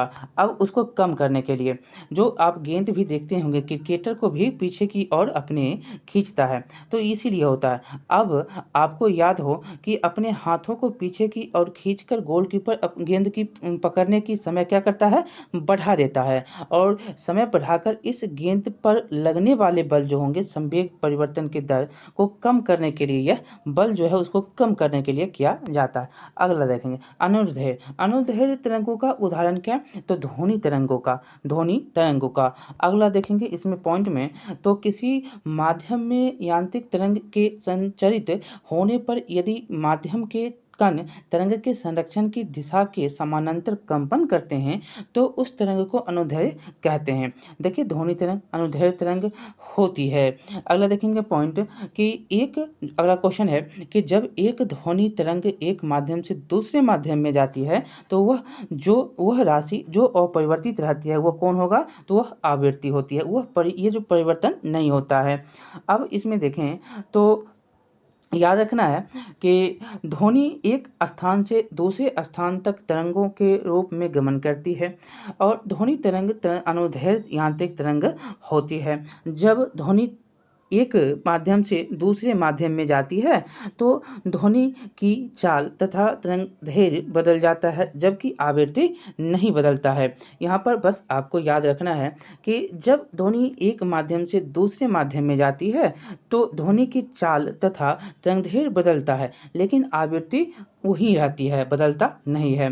अगला, वायु में ध्वनि तरंग होती है तो यह अनुदैर्घ्य होती है, अनुदैर्घ्य। अब देखिए कि ध्वनि तरंगे यांत्रिक तरंगे कहलाती है, ये तो आप जानते हैं, क्योंकि उनमें संचरण के लिए द्रव्यात्मक माध्यम मतलब ठोस, द्रव और गैस या वायु की आवश्यकता होती है ध्वनि के लिए। अब वायु या गैस में ध्वनि तरंगे अनुदैर्घ्य होती हैं क्योंकि इस माध्यम के घटक तरंग की गति की दिशा के अनुदिश दोलन करता है। देखिएगा अगला क्वेश्चन कि रेत और नेप्थलीन के मिश्रण को किसके द्वारा पृथक किया जा सकता है, तो ये उद्दीपातन या सब्लिमेशन जिसको बोलते हैं आप। यहाँ पर देखेंगे नेप्थलीन उद्दीपातन का गुण प्रदर्शन करता है। यह रेत अतः जो है रेत और नेप्थलीन के मिश्रण को उद्दीपातन द्वारा अलग किया जा सकता है। उद्दीपातन वह प्रक्रिया है जिसमें कोई पदार्थ ठोस अवस्था से वाष्प अवस्था में बिना तरल अवस्था द्वारा जो है अवस्था ग्रहण किए परिवर्तन हो जाता है। अगला देखेंगे विद्युत शक्ति की इकाई क्या होती है, तो यह वाट होती है, पहले भी हमने इसके बारे में पढ़ा। अब देखिए भौतिकी में शक्ति या विद्युत शक्ति की दर जो है वह दर है जिस पर कोई कार्य किया जाता है या ऊर्जा संचरित होती हैं। तो शक्ति जो होगा पावर पी और कार्य जो है और बाय समय, ठीक है, वर्क वाई टाइम। अगला देखेंगे यहाँ पर पॉइंट में कि विद्युत शक्ति की इकाई वाट है जो जूल प्रति सेकेंड के बराबर होती है। किसके, तो जूल प्रति सेकेंड। अगला, निम्नलिखित में से कौन सा जो है सम्मिलित नहीं है, किलोमीटर जो विभवांतर, मीटर विद्युत धारा, और इसमें देखें अगला पॉइंट में तो ये है आपका पेंटेशियोमीटर विद्युत वाहक बल और गैल्वेनोमीटर विद्युत प्रतिरोध, यही आपका मिलान नहीं है। क्यों नहीं है, तो देखें तो गैल्वेनोमीटर का प्रयोग जो है एक छोटी विद्युत धारा को रिएक्टर करने में जो है किया जाता है, हेतु किया जाता है, और विद्युत प्रतिरोध का मापन ओम मीटर द्वारा होता है। ठीक है, अगला देखेंगे यहाँ पर टरबाइन एवं डायनेमो से बिजली प्राप्त करने में किस ऊर्जा को विद्युत ऊर्जा में परिवर्तन करते हैं, तो यह मैकेनिकल ऊर्जा होता है, विद्युत ऊर्जा में इसको आप परिवर्तित कर देते हैं। टरबाइन या डायनेमो में बिजली प्राप्त करने के लिए यांत्रिक ऊर्जा मैकेनिकल ऊर्जा को जो है विद्युत ऊर्जा में परिवर्तित किया जाता है। अगला एलईडी प्रकाश उत्सर्जक डायोड के संदर्भ में कौन सा कथन इसमें गलत है। देखिए इसमें आपको गलत मिलेगा कौन, तो सी होगा। एलईडी में पारा प्रयुक्त होता है जो मनुष्य के लिए हानिकारक। देखिए इसमें जो सही है कि एलईडी प्रकाश ऊर्जा जो है स्रोत ऊर्जा की खपत क्या करता है, कम करता है, इसमें खपत कम होते हैं। और प्रकाश यहाँ पर देखेंगे प्रकाश एलईडी जो है प्रकाश बल्बों से अधिक जो है अधिक अवधि तक कार्य करता है और ट्रैफिक सिग्नल लाइटों में प्रयोग एलईडी का किया जाता है। यहाँ पर आपको याद रखना है कि एलईडी प्रकाश उत्सर्जक डायोड एक अर्धचालक उपकरण जो विद्युत धारा प्रवाहित होने पर प्रकाश उत्पादन करता है। इसके मिश्रण में गैलियम फॉस्फाइड और इंडियन गैलियम नाइट्राइड आदि का उपयोग किया जाता है। इसमें जो है पारा Hg का उपयोग नहीं होता। अगला देखेंगे नहीं किया जाता। अगला देखेंगे केंद्राभिमुख बल किसके लिए जिम्मेदार होता है, तो केंद्राभिमुख बल जो होता है वह वस्तु को वृत्ताकार पथ पर गतिमान करता है, इसी के लिए जिम्मेदार होता है। अगला यहाँ पर पॉइंट में समझें तो एक समान वृत्तीय गति के स्थिर जो है गति स्थिर होती है लेकिन दिशा बदलती है। दिशा या वेग बदलने के लिए जिस बल की आवश्यकता होती है उसे अभिकेंद्र बल कहते हैं। और उदाहरण के लिए यदि किसी डोरी से बंधे हुए पत्थर को कोई व्यक्ति घुमाता है तो वहाँ अभिकेंद्रीय मतलब केंद्राभिमुख बल कार्य करता है। अब देखेंगे अगला पॉइंट, तो निम्नलिखित में से किस ऊर्जा परिवर्तन में बल जो है घर्षण बल अधिक होता है, तो यहाँ पर आपको याद रखना है कि इसमें गतिज ऊर्जा आता है, गतिज ऊर्जा से ऊष्मा ऊर्जा तक। अगला देखेंगे यहाँ पर पॉइंट में समझिएगा कि घर्षण बल स्थिर स्थिति के साथ साथ गतिमान स्थिति में भी लागू होता है और घर्षण से संबंधित गुणांक को स्थैतिक गुणांक और गतिशील गुणांक कहा जाता है। जबकि स्थिर स्थिति में कोई विस्थापन नहीं होता, अर्थात कोई कार्य नहीं किया जाता और कोई ऊर्जा रूपांतरण नहीं होता। यह गतिशील स्थिति में घर्षण बल के विरुद्ध गति होती है जिससे ऊष्मा के माध्यम से ऊर्जा की हानि होती है। दूसरे शब्दों में गतिज ऊर्जा ऊष्मा में परिवर्तित होती है। अगला देखेंगे टॉपिक जो क्वेश्चन है कि एक बस सीधे रास्ते से चल रही है, ठीक है, और अचानक दाईं और एक तेज मोड़ लेती है। बस में बैठे यात्री का क्या होगा, तो बाईं ओर झुकेगा, जब दायां होगा तब वो बाईं की ओर झुकेगा। अब देखिए इसमें होता क्या है कि जब बस तीव्र गति से दाईं ओर मुड़ती है तो बस का जड़त्व क्या होता है, बदल जाता है, लेकिन यात्री की जड़त्व जो है अब भी सीधी दिशा की ओर रहती है, इसीलिए जो है वो यात्री बाईं ओर झुक जाता है, वो स्थिर रहता है, लेकिन मुड़ेगा तो वो बाईं ओर झुकेगा। अगला देखेंगे कि एक संगीत क्वेश्चन है, एक संगीत कार्यक्रम में ऑर्केस्ट्रा बजाने से पहले एक सितार वादक तनाव को समायोजित करने की कोशिश करता है और स्ट्रिंग को उपयुक्त रूप से बांधता है। ऐसा करके यह क्या करने की कोशिश करता है, तो देखिए इसमें जो है आपको ध्वनि की जो आयाम है उसके बारे में दिया होगा और इसमें जो कर रहा है अन्य वाद्य यंत्रों की आवृत्ति के साथ सितार स्ट्रिंग की आवृत्ति। यहाँ पर दोनों को मिलाने की कोशिश में यहाँ पर देखिए कि आपको समझना है कि किसी भी संगीत कार्यक्रम में ऑर्केस्ट्रा बजाने से पूर्व एक सितार वादक तनाव को समायोजित करने तथा तार को उपयुक्त रूप से बजाने का प्रयास करता है और ऐसा करने पर जो है करके वह सितार के तार की आवृत्ति को समायोजित करता है। आप ध्यान देंगे, ध्यातव्य है कि समायोजन जो होगा एक इलेक्ट्रॉनिक सिग्नल के भीतर आवृत्ति घटकों के बीच संतुलन को अन्य उपकरणों की आवृत्ति के साथ मिलान करने के लिए करने हेतु एक प्रक्रिया है। अगला देखेंगे इसमें कि अगर 100 वाट का बिजली का बल्ब 10 घंटे जले तो बिजली पर खर्च कितना होगा। ऐसे तो यहाँ पर 1 इकाई होगा, कैसे 1 इकाई होगा ये देखिएगा। तो यदि 100 वाट का बल्ब 10 घंटा जला, ठीक है, तो 1 इकाई बिजली का खर्च देखेंगे कैसे होगा। तो 1 यूनिट जो होता है 100 गुने क्या होगा 10, मतलब 1000 वाट घंटा में होगा। और एक जो है वाट घंटा होता है किलो वाट घंटा, ठीक है, और इसके बराबर होता है 1 यूनिट, इसीलिए 1 यूनिट होगा। अगला देखेंगे क्वेश्चन कि दो समानांतर प्रतिरोध वाले सर्किट का कुल प्रतिरोध 1.403 किलो ओम है, और यदि एक प्रतिरोधक का मान जो है 2 किलो ओम है तो दूसरे प्रतिरोधक का मान क्या, इसमें भी आपको सूत्र लगेंगे। सूत्र तो लगेगा और इसमें उत्तर जो है 4.70 होगा। कैसे होगा, तो यहाँ पर आप समझिएगा कि कुल प्रतिरोध जो है R, इसका जो है मान कितना है 1.403 है, और इसमें कुल देखें तो समायोजित 2, एक R1 और एक R2, और तुल्यांकी प्रतिरोध जो है R है। अब R1 बराबर कितना है, तो 2 किलो ओम है, और इसमें सूत्र निकालेंगे तो चूंकि इसमें देखें तो R1/R2 होता है, और प्लस R इसमें देखें तो R2। अब R1 बराबर 1R बराबर क्या हो जाएगा, एक जो है R और दूसरा R, मतलब 1/R1 और प्लस जो है 1/R2। अब इसको हम करें तो क्या होता है, भिन्न का जोड़ है, और भिन्न के जोड़ में आप देखें तो R1 प्लस R2 और R1 और R2, तो इसमें भी आपको वही करना है। और इससे आप देखें अब मान बैठाएंगे 1.402, तो इसमें आप देखें तो ये R1 R2 तो क्या हो जाएगा 2R2, और इसमें भी देखें तो 2 प्लस R2। तो ये जो है सूत्र के मुताबिक जो पहला भाग आप देखें तो इसको काटेंगे तो कितना हो जाएगा, तो ये जो है 2.806 y 597 दशमलव में, और इसको आप करेंगे तो कितना हो जाएगा, तो ये हो जाएगा 4.70। अब देखिए R2 बराबर 4.70 है, अब इसको काट के गुना करके आप करिएगा तो ये हो गया। और इसमें देखें अगला क्वेश्चन, तो सूत्र अगर याद रखिएगा तो तुरंत हो जाएगा, नहीं रखिएगा तो दिक्कत होगा ही। अब देखिए यहाँ पर एक सामान्य शुष्क सेल में विद्युत अपघटन होता है, तो ये होता है अमोनियम क्लोराइड से। अगला क्वेश्चन देखेंगे उससे पहले यहाँ पर सॉल्व भी है कि एक सामान्य सेल में अमोनियम क्लोराइड या जिंक क्लोराइड को विद्युत अपघटन के रूप में प्रयोग किया जाता है, तथा मैग्नीशियम डाइऑक्साइड को कैथोड के रूप में प्रयोग किया जाता है। अब देखिए डायनोमो तो आप जनरेटर रखते होंगे, तो ये देखिए यांत्रिक ऊर्जा को क्या करता है, विद्युत ऊर्जा में परिवर्तन कर देता है। डायनोमो यांत्रिक को विद्युत में करता है।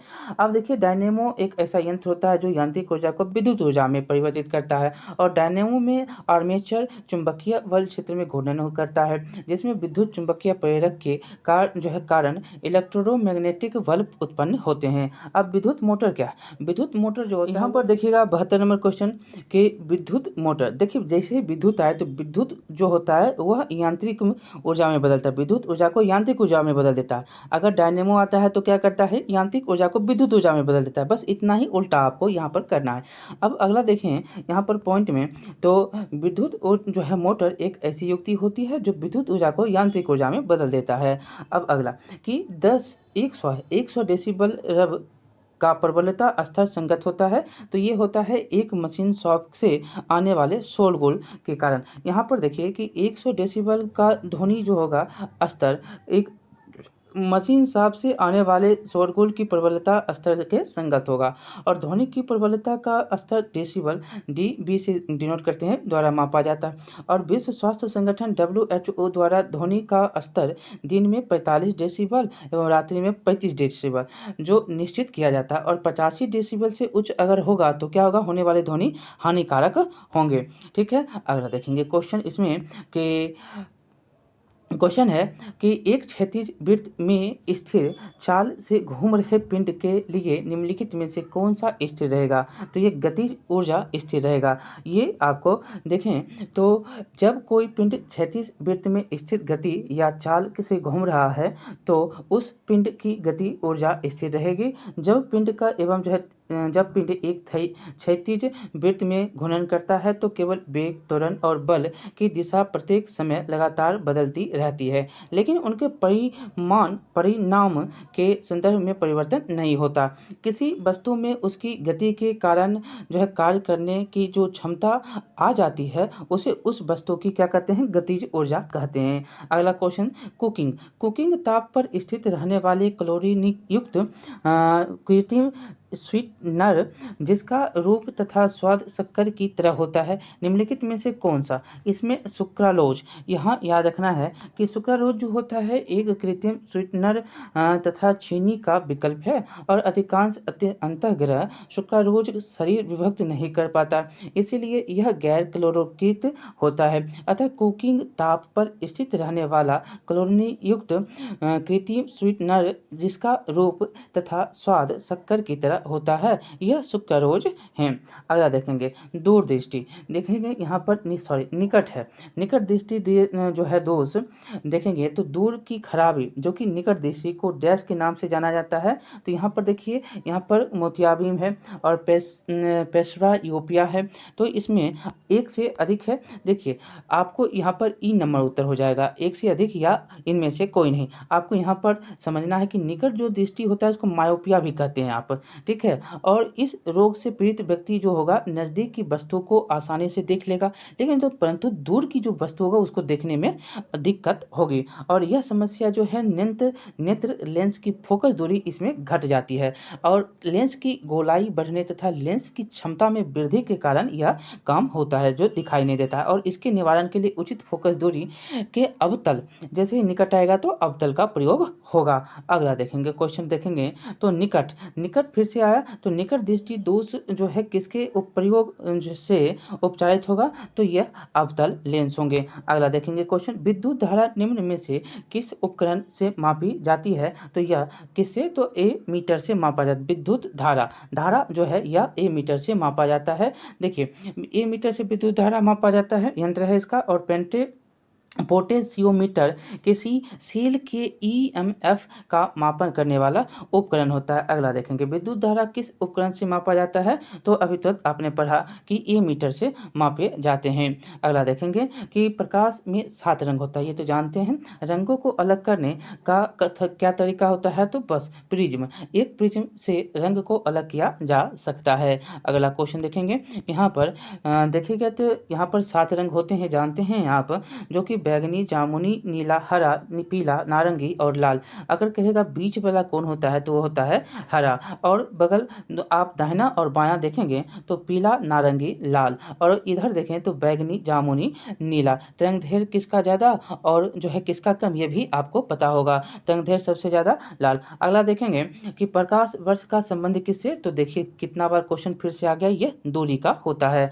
अगला क्वेश्चन देखेंगे, ऐसे तो आप इसके बारे में पहले भी पढ़े हैं कि प्रकाश वर्ष खगोलीय जो है दूरी का मापक है, जिसका उपयोग जो है प्रयोग तारों के ग्रहों के बीच की दूरी का आकलन करने के लिए किया जाता है। और एक प्रकाश वर्ष पृथ्वी जो है प्रकाश द्वारा निर्वात में एक वर्ष में तय की गई दूरी होती है। अगला देखेंगे क्वेश्चन कि यदि किसी ऐनक के लेंसों की शक्ति 2 डायोप्टर प्लस में हो तो उसका फोकस दूरी कितना हो जाएगा? तो 50 सेंटीमीटर। अब देखिए यहाँ पर कि लेंस की क्षमता का SI मात्रक डायोप्टर है, ये तो जानते हैं, जिसका प्रतीक क्या होता है? D होता है। और फोकस दूरी F में आप डिनोट करते हैं, व्यक्त करते हैं। और 1 D जो होता है 1 mm, M जो है -1 होता है और इसमें पावर में। और इस प्रकार लेंस की क्षमता देखेंगे तो 1 D होता है, कहते हैं इसको, और जिसकी फोकस दूरी 1 मीटर होता है। अब अभिसारी लेंस की क्षमता धनात्मक प्लस में हो और अपसारी लेंस की क्षमता क्या होगी? ऋणात्मक में। तो फोकस दूरी बराबर 1/, जो है लेंस की क्षमता मतलब D, 1/D,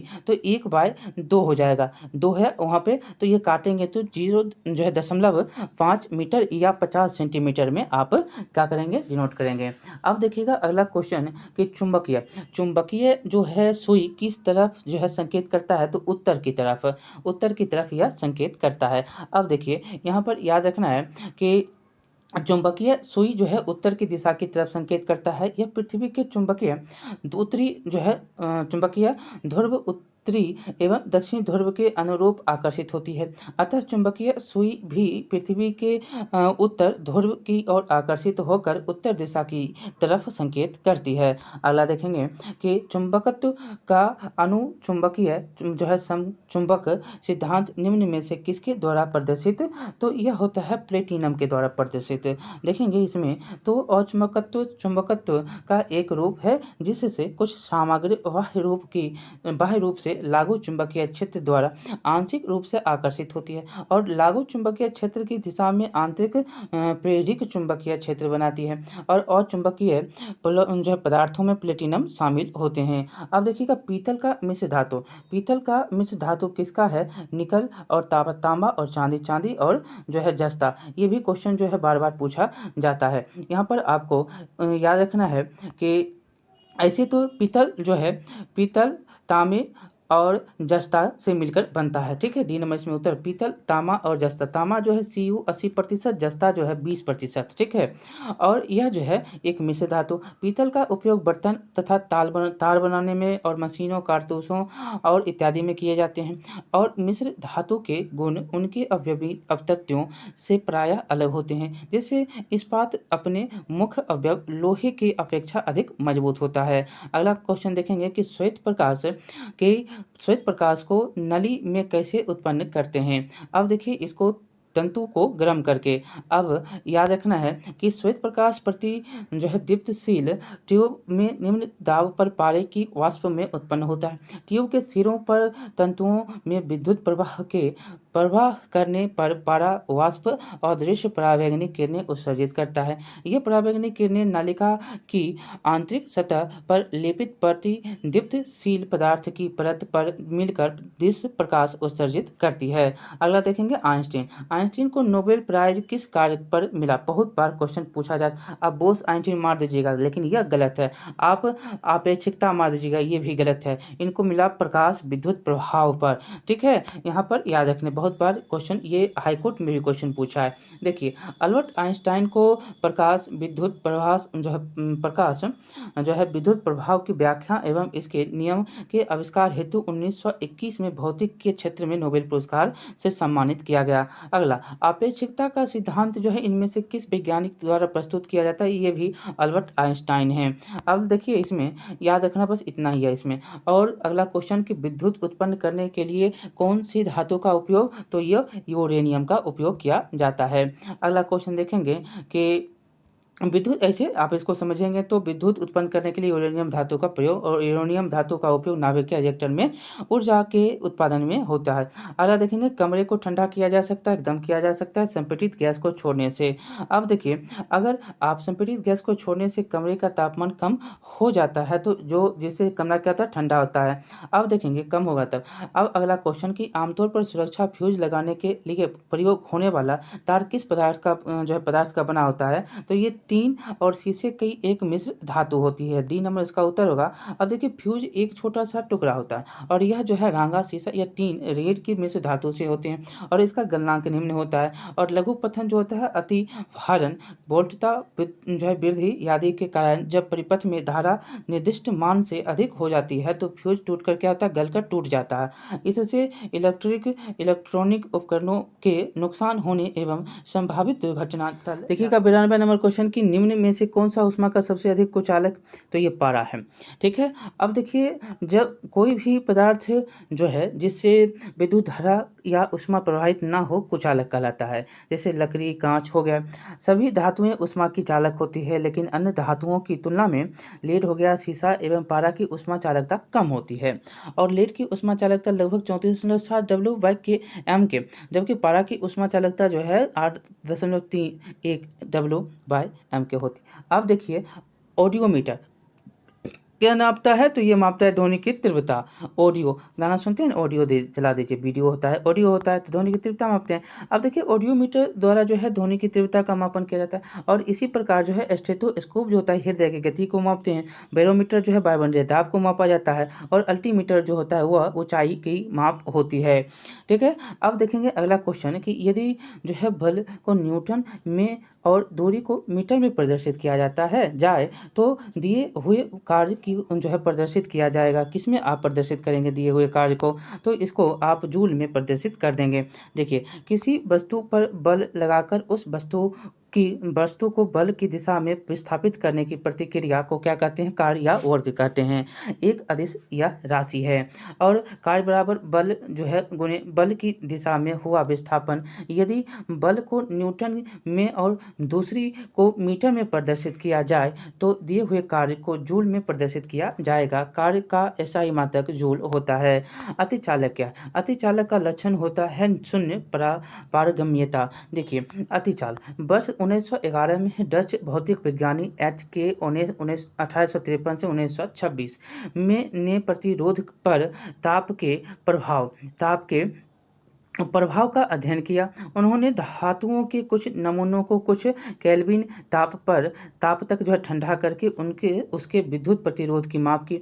ओनेस को यह जानकर आश्चर्य हुआ कि 4.2 केल्विन ताप पर पारे का विद्युत प्रतिरोध शून्य हो जाता है। यह पाया गया कि शून्य ताप पर अनेक तत्व और यौगिक भी ऐसा व्यवहार दर्शाते हैं। ऐसा व्यवहार करने वाले पदार्थों को अतिचालक कहते हैं और अतिचालक कोई प्रतिरोध प्रस्तुत नहीं करते, इसलिए उसमें ऊर्जा ह्रास के बिना विद्युत धारा प्रवाहित होती है और विद्युत प्रवाहित होते समय ऊर्जा का कोई ह्रास नहीं होता। यही कारण है कि एक स्थान से दूसरे स्थान को विद्युत के संचारण में अतिचालकों का दक्षतापूर्वक उपयोग किया जा सकता है। अतिचालकों का दूसरा अनिवार्य गुण यह है कि वे चुंबकीय बल को अपने सतह पर ही रोक लेते हैं या अपने भीतर प्रवेश नहीं करने देते। उनकी चुंबकीय पारगम्यता क्या होती है, शून्य होती है। अब अगला क्वेश्चन देखेंगे कि गर्म करने पर जो है एक अर्धचालक का प्रतिरोध क्या होता है, तो घटता। जैसे गर्म करेंगे तो प्रतिरोध कम हो जाएगा। अब देखिए, अर्धचालक ऐसे ठोस पदार्थ होते हैं जिसकी विद्युत प्रतिरोधकता चालकों से अधिक परंतु कुचालकों से कम होती है और अर्धचालक का प्रतिरोध ताप बढ़ने पर कम हो जाएगा। अगला देखेंगे, सौर भट्टी में प्रयुक्त होता है तो क्या होता है, तो अवतल दर्पण। अब देखिए, उत्तर में आपको याद रखना है कि सौर भट्टी का एक संरचनात्मक उपकरण है जिसका उपयोग उच्च तापमान के उत्पादन हेतु किया जाता है। अगला क्वेश्चन देखेंगे यहाँ पर कि सौर मंडल का सबसे चमकदार ग्रह कौन सा होता है, तो यह शुक्र होता है, उगते और डूबते हुए। अगला देखें इसमें क्वेश्चन में कि सौर मंडल का सबसे चमकदार ग्रह शुक्र, यह सौर मंडल का सबसे गर्म ग्रह भी होता है। सबसे जो है सुबह का तारा और शाम का तारा भी इसे कहा जाता है। अगला देखेंगे, इसके उपग्रह नहीं होते हैं शुक्र और बुध के। अब देखेंगे अगला क्वेश्चन की अति सूक्ष्म वस्तुओं को देखने के लिए प्रयोग किए जाने वाले प्रकाशिक उपकरण कौन से, तो ये होता है आपको माइक्रोस्कोप ये होते हैं। अगला देखेंगे यहाँ पर जो है टॉपिक में उत्तर में कि अति सूक्ष्म वस्तुओं को माइक्रोस्कोप द्वारा देखते हैं। यह एक प्रकाशिक यंत्र जिसकी सहायता से सूक्ष्म वस्तुओं को स्पष्ट रूप से देखा जाता है। इसमें दो उत्तल जो है लेंसों का उपयोग किया जाता है। अगला क्वेश्चन देखेंगे कि 100 नंबर क्वेश्चन है कि भारत द्वारा हाल ही में प्रक्षेपित किए गए अंतरिक्ष यान चंद्रयान-2 के एक भाग लैंडर का नाम क्या है। देखिए, इस बार भी आपको याद होगा कि ये तो विक्रम, सब कुछ वही है, विक्रम और प्रज्ञान। यहाँ पर आपको याद रखना है कि 22 जुलाई 2019 को यह गया था। GSLV मार्क 3 था, अब जो है 4 है। M1 द्वारा किया गया आंध्र प्रदेश के श्री हरिकोटा सतीश धवन से निक्षेपित होता है और यह जो प्रमोचित लॉन्च होता है, इसमें लैंडर का नाम क्या था, तो विक्रम था। अगला देखेंगे यहाँ पर कि अल्ट्रासोनिक तरंगे क्या होते हैं, तो 20 हर्ट्ज से ज़्यादा आवृत्ति वाली तरंगे होती हैं। अगला यहाँ पर टॉपिक पढ़ें तो 20 हर्ट्ज जो होता है किलो हर्ट्ज है से ज़्यादा आवृत्ति की तरंगे जो होती हैं, ध्वनि तरंगे को अल्ट्रासोनिक तरंगे कहा जाता है और इस ध्वनि को मनुष्य नहीं सुन सकता परंतु कुछ जानवर, कुत्ता, बिल्ली, चमगादड़ है, इसको सुन लेगा।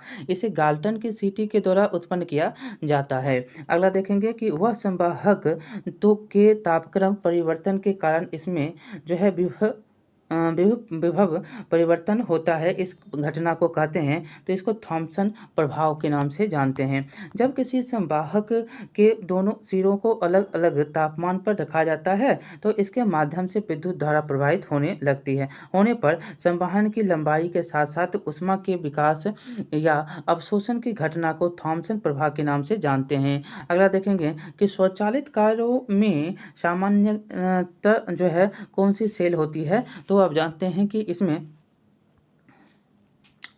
इसमें होता है पेट्रोल होता है। स्वचालित कारों में सामान्यतः पेट्रोल का प्रयोग किया जाता है। गैसोलीन या पेट्रोलियम से प्राप्त जो है व्युत्पन्न तरल मिश्रण है। पेट्रोल की शक्तिशाली घुलनशील द्रव की भांति भी प्रयोग किया जाता है। अगला देखेंगे तो क्वेश्चन कि स्टीम इंजन कैसे चलता है, तो यह चलता है ऊष्मा से। दूसरा हो जाएगा उत्तर। इसमें देखेंगे कि ये भाप जो है, भाप इंजन एक प्रकार का ऊष्मा इंजन है जिसका उपयोग भाप मतलब ऊष्मा का उपयोग करके यांत्रिक कार्य करने में किया जाता है।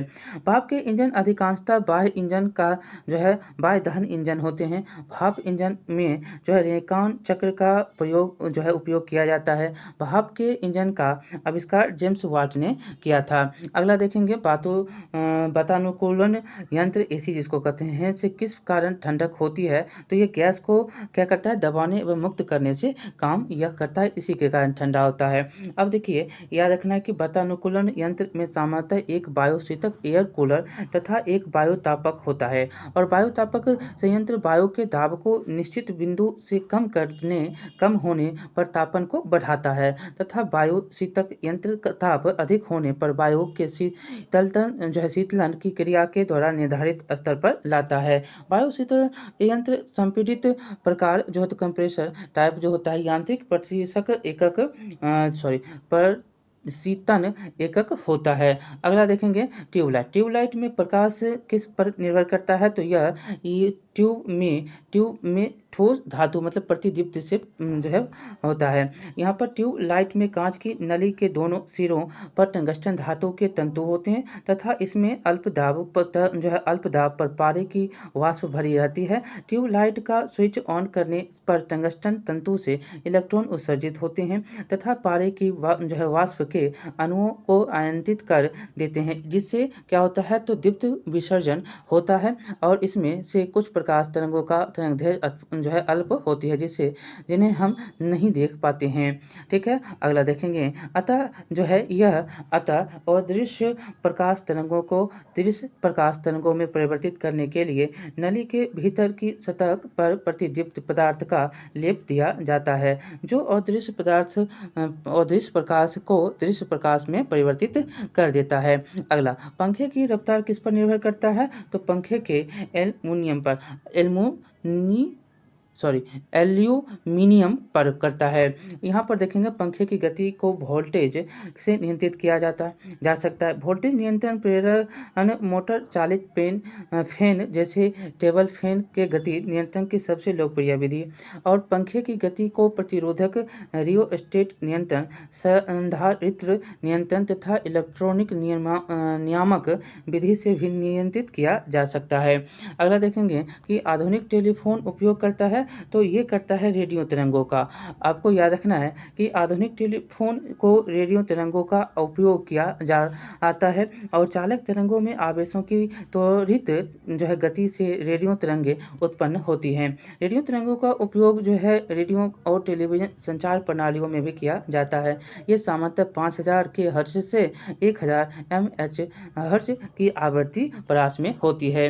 अगला देखेंगे क्वेश्चन की घड़ी में समय नापा जाता है, तो यह क्वार्ट्ज क्रिस्टल के द्वारा मापे जाते हैं। देखिए, घड़ी में समय क्वार्ट्ज क्रिस्टल द्वारा मापा जाता है। घड़ियों में एक प्रयुक्त क्वार्ट्ज क्रिस्टल सिलिकॉन डाइऑक्साइड होता है। क्वार्ट्ज क्रिस्टल जो है एक पीजो इलेक्ट्रॉनिक पदार्थ है। अगला क्वेश्चन है कि शीशे का उपयोग किया जाता है, तो यहाँ पर देखिए याद रखना है कि शीशा जो लेड है का एक धातु है जो नीले भूरे रंग की होती है। लेड जो होता है में धात्विक चमक होती है। आवर्त सारणी में इसका परमाणु परमाणु क्रमांक 82 और इसे Pb चिन्हित से द्वारा प्रदर्शित किया जाता है। और शीशे का उपयोग जो प्रयोग विद्युत केबल जो ओवल हेड में या विद्युत केबल में स्विच की भांति करता है, स्विच की भांति कर स्विच होगा स्विच है। शीशे का प्रयोग जो है रासायनिक प्रयोगशाला में एक बंदूक की गोलियों के निर्माण में किया जाता है। देखिएगा अगला क्वेश्चन कि विद्युत संचरण के लिए उच्च वोल्ट ग्रिड का उपयोग किया जाता है, कारण क्या है? तो ऊष्मा की हानि कम है। ठीक है, देखेंगे इसमें कि विद्युत संचरण जो होता है वो उसके लिए जो है उच्च वोल्टेज ग्रिड का उपयोग दक्षता बढ़ाने तथा ऊष्मा की हानि को कम करने के लिए होता है। और ओम के नियम के अनुसार जो है निम्न धारा निम्न प्रतिरोध हानि उत्पन्न करता है और विद्युत शक्ति का नियत क्या होता है? P = VI। और जो है के लिए निम्न धारा के मान के लिए वोल्टेज का उच्च मान आवश्यक है। अगर देखेंगे उपग्रह सैटेलाइट का उपयोग किया जाता है तो ये किया जाता है उपग्रह का उपयोग जो है प्रयोग संचार प्रसारण मौसम विज्ञान ये सब के लिए किए जाते हैं, याद रखने हैं। और कई जो है भिन्न क्षेत्र में भी किया जाता है। कृत्रिम उपग्रह एक विशेष प्रयोजन से भेजा गया एक इलेक्ट्रॉनिक उपकरण जो पृथ्वी या अन्य उपग्रह की परिक्रमा करता है, जबकि प्राकृतिक उपग्रह जो है अंतरिक्ष में अन्य ग्रह की परिक्रमा करते हैं। एक जिप्टो बराबर क्या होता है? तो ये होता है 10⁻⁻21। ये देखिए या अगला क्वेश्चन कि पेंडुलम की जो है समयावधि दोलन काल होती है, काल जो होती है कितना? तो ये होता है 2 सेकंड। देखेंगे इसमें आपको याद रखना है कि पेंडुलम घड़ी की समयावधि दोलन जो है 2 सेकंड होती है। पेंडुलम एक निश्चित बिंदु से लटके हुए पिंड को कहते हैं और गुरुत्वाकर्षण के बल के प्रभाव के कारण जो है यह आगे पीछे डोलता रहता है, दोलन करता है। अगला बैरोमीटर की ऊंचाई जो है अचानक वृद्धि जो है इंगित करती है, किसको इंगित करती है? तो ये करता है अत्यंत शुष्क। अगर एकाएक वृद्धि हो गया तो अत्यंत शुष्क मौसम को वृद्धि जो है यह करेगा, सूचित करता है। देखिए बैरोमीटर वायुमंडलीय दबाव को मापने वाला एक यंत्र जिसकी सहायता से मौसम संबंधी पूर्वानुमान लगाए जाते हैं। बैरोमीटर की ऊंचाई में अचानक वृद्धि अत्यंत शुष्क मौसम की ओर संकेत करता है, जबकि बैरोमीटर में पाठ्यांक में अचानक आई गिरावट आंधी तूफान का संकेत कर देता है। और बैरोमीटर के तापमान में धीरे धीरे गिरावट वर्षा होने की संभावना को व्यक्त करती है। अगला देखेंगे बहुत ठंड के कारण जो है के मौसम में पानी का डैश जलीय जीवन को संरक्षित करने में मदद करता है, तो यह विस्तार। अगला देखेंगे क्वेश्चन कि बहुत और यहाँ पर आपको समझना है कि बहुत ठंड के मौसम में पानी का विस्तार जलीय जीवन को संरक्षित करने में मदद करता है। ठंड के मौसम में जब तापमान गिरता है तब किसी तालाब या जलीय क्षेत्र की ऊपरी परत काफ़ी सघन हो जाती है तथा यह जलीय क्षेत्र के तल तक सिकुड़ती जाती है। तालाब में जल परिसंचरण तब तक रहता है जब तक कि तालाब का पूरा पानी 4 डिग्री सेल्सियस पर अपने अधिकतम घनत्व तक न पहुंच जाता। और इस प्रकार ठंड के मौसम में पानी ऊपरी सतह से के जम जाने के बावजूद तलीय क्षेत्र में जल का तापमान 4 डिग्री सेल्सियस तक जो है बना रहता है, जिससे क्या होता है जलीय जीव आसानी से जीवित रहता है। मतलब जब तल में ऊपर में जो है क्या होगा बर्फ भी जम जाए लेकिन नीचे का भाग उतना 4 डिग्री सेल्सियस ही रहता है। अब देखेंगे कि निम्नलिखित में से ग्रीन हाउस गैस कौन सा है? तो कार्बन डाइऑक्साइड ओजोन मीथेन जो है एक से अधिक इसमें आपको उत्तर मिल रहे होंगे। अगला देखेंगे यहाँ पर कि क्या क्या है। तो ये ग्रीन हाउस गैस जो है पृथ्वी के वायुमंडल में मौजूद वे गैस हुए जो पृथ्वी के से जो है परावर्तित होने वाले विकिरणों को रोककर वायुमंडल को गर्म जो है बनाए रखती है। कुछ प्रमुख ग्रीन हाउस गैसें निम्नलिखित यहाँ पर हैं: carbon dioxide, methane, nitrous oxide और जल वाष्प और हाइड्रोक्लोरोकार्बन और ओजोन, ये सब जो है ग्रीन हाउस गैसें हैं। ठीक है, इसलिए एक से अधिक उत्तर। अगला देखेंगे नाई की दुकान में 2 समतल दर्पण रखे जाते हैं। सही बात है, तो ये एक दूसरे के समांतर रखे जाते हैं ताकि आप आगे पीछे देखेंगे। देखिए समतल दर्पण एक तरफ रजत धातु की चमकीली परत वाली कांच की पतली चपटी और चिकनी शीट होती है और समतल दर्पण द्वारा बने प्रतिबिंब की प्रकृति आभासी और सीधा होता है। इसमें प्रतिबिंब का आकार वस्तु के आकार के बराबर होता है। समतल दर्पण से बना वस्तु का प्रतिबिंब दर्पण के पीछे उतनी ही दूरी पर जो है बनता है जितनी दूरी पर वस्तु दर्पण के सामने रखी होती है। नाई की दुकान में समतल दर्पण का प्रयोग किया जाता है जो एक दूसरे के समानांतर। अगला क्वेश्चन देखेंगे दिल्ली के सुनने की आवृत्ति का विस्तार होता है, तो यह होता है 45 से हर्ट्ज से 64 किलो हर्ट्ज तक। देखिए यहाँ पर दिल्ली ये तो यहाँ पर बिल्ली होगा, यहाँ पर दिल्ली लिखा है, बिल्ली है। देखिए, बिल्ली के सुनने की आवृत्ति का विस्तार 45 हर्ट्ज से 64 किलो हर्ट्ज के बीच होता है और ध्यान तब हो कि ध्वनि अंकों को आवृत्ति उनकी आवृत्ति के प्रतिशत के आधार पर निम्नलिखित 3 भागों में विभाजित होता है। एक होता है सरब तरंगे, जिसको आप सुनते हैं ना, वो सरब तरंगे 20 हर्ट्ज से 20,000 हर्ट्ज। एक होता है असरब, जो 20 से कम होता है, 20 हर्ट्ज से कम होता है। एक होता है प्रासरब, जो 20,000 हर्ट्ज से ज़्यादा आता है, जिसको आप 20 किलो हर्ट्ज भी कहते हैं। ये डॉल्फिन, चमगादड़ जैसे जो होते हैं, ये जो है ध्वनि को सुन लेता है, मतलब 20,000 हर्ट्ज से ज़्यादा की बात को सुन लेता है। अगला देखेंगे कि पृथ्वी के चुंबकीय क्षेत्र में रखे गए दंड या बार चुंबक, जिसका उत्तरी ध्रुव भौगोलिक जो है उत्तरी दिशा की ओर संकेत करता है, स्थिर और होता है। उसके जो है कि चारों उदासीन बिंदुओं की संख्या क्या होगी, तो ये हो जाता है 2। यहाँ पर आपको देखेंगे तो पॉइंट में हो जाएगा कि पृथ्वी के चुंबकीय क्षेत्र में रखे दंड या बार चुंबक, जिसका जो है उत्तरी ध्रुव भौगोलिक दिशा जो है भौगोलिक उत्तर दिशा की ओर स्थिर होता है, और चारों और उदासीन बिंदुओं की संख्या 4। देखिए, टाइप में इसका भी मिस्टेक है। यहाँ पर अगला देखेंगे कि बड़े शोरूम के डिपार्टमेंटल स्टोर में इसका जो है इस्तेमाल किया जाने वाला विजिलेंस दर्पण है। तो विजिलेंस दर्पण कौन सा, तो उत्तल दर्पण होता है। देखिए, उत्तल दर्पण एक ऐसा गोलीय दर्पण है जिसमें प्रकाश का परावर्तन उत्तल सतह पर होता है, और उत्तल दर्पण का उपयोग पीछे से आ रहे यातायात को देखने के लिए वाहनों में पश्च दृष्टि दर्पणों के रूप में किया जाता है। इसका उपयोग जो है बड़े शोरूम और डिपार्टमेंटल स्टोर में विजिलेंस दर्पण के रूप में किए जाते हैं। अगला देखेंगे कि एक सुचालक को दूसरे चार्ज किए गए वो चालक के पास लाकर बिना संपर्क बनाए चार्ज करने की प्रक्रिया क्या होती है, तो प्रेरण होता है। ए नंबर उत्तर हो जाएगा। देखिए, एक सुचालक को दूसरे चार्ज किए गए सुचालक के पास लाकर बिना संपर्क बनाए चार्ज करने की प्रक्रिया को प्रेरण कहते हैं। अगला क्वेश्चन देखेंगे कि ठंडक के दिनों में लोहे की गुटकों और लकड़ी के गुटकों का प्रातः काल छुए तो लोहे का गुटका क्या होता है, ठंडा लगता है। क्यों? क्योंकि जो है यह लकड़ी की तुलना में लोहा क्या करता है, ऊष्मा का अच्छा चालक होता है, इसी के कारण से। अगला देखेंगे यहाँ पर टॉपिक में, तो लकड़ी की तुलना में लोहा क्या होता है, अच्छा चालक होता है ऊष्मा का, इसलिए ठंडक के दिनों में सामान्य तापमान होने के बावजूद जो है तुलनात्मक ढंग से लोहे का गुटका ज़्यादा ठंडा लगता है, जबकि लकड़ी का गुटका उतना ठंडा नहीं लगता। अगला देखेंगे क्वेश्चन कि एक पंखा गर्मी के मौसम में आराम की अनुभूति पैदा करता है, क्योंकि यह जो है हमारे शरीर का पसीना तेजी से वाष्पित हो जाता है, इसी के कारण से। अगला देखेंगे क्वेश्चन कि कमरे में रखा रेफ्रिजरेटर का दरवाजा खोलकर क्या करते हैं, तो आप देखेंगे कि थोड़ा जो है आपका कमरा गर्म हो जाएगा, ठीक है। अंततः आपका कमरे को थोड़ा गर्म कर सकते हैं इससे, रेफ्रिजरेटर खोल के। देखिए, कमरे में रखा रेफ्रिजरेटर का दरवाजा खोलेंगे तो इससे तापमान बढ़ेगा और कमरा आपका थोड़ा गर्म होगा। रेफ्रिजरेटर के दरवाजे कुछ घंटे के लिए खुले छोड़ दें तो कमरे का तापमान क्या होगा, तो वो बढ़ जाएगा, ठीक है।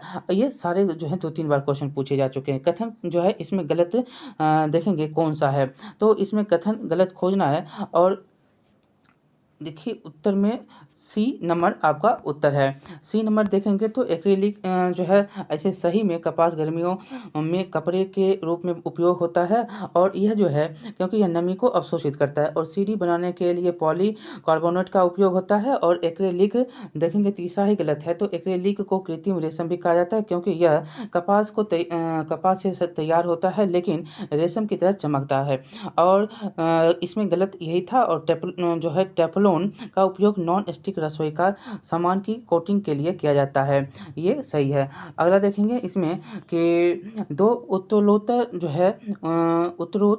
सिंग अथवा दो उत्तरोत्तर गर्त के बीच की दूरी, तो यह तरंगदैर्घ्य कहलाता है। जब एक सरल आवर्त तरंग किसी माध्यम से होकर जाती है तो एक विशेष पैटर्न की एक निश्चित दूरी के पश्चात पुनरावृत्ति होती है, इसे क्या कहते हैं, तो इस दूरी को तरंगदैर्घ्य कहते हैं। अगला क्वेश्चन देखेंगे कि जब प्रकाश एक जो है माध्यम से दूसरे माध्यम जाता है तो निम्न में से कौन सी या सी जो है क्या बदलता है, तो यह आवृत्ति बदल जाता है। अगला क्वेश्चन देखेंगे, बस वही उतना ही है कि जब कोई प्रकाश जो है तरंग वायु से कांच या एक माध्यम से दूसरे माध्यम, तो प्रकाश की आवृत्ति वही रहती है, लेकिन उसका तरंग दैर्घ्य क्या होता है या तथा वेग उसका बदल जाता है। अगला कि पढ़ने में काम आने वाले गिलास लेंस किस प्रकार का, तो ये होता है उत्तल लेंस। क्या होता है? उत्तल लेंस होता है। दूरदृष्टि दोष जो होता है इसमें, और इसको दूर करने के लिए उत्तल लेंस का प्रयोग किया जाता है। अगला देखेंगे इसमें कि दर्पण के सामने खड़े एक व्यक्ति को अपना प्रतिबिंब अपने से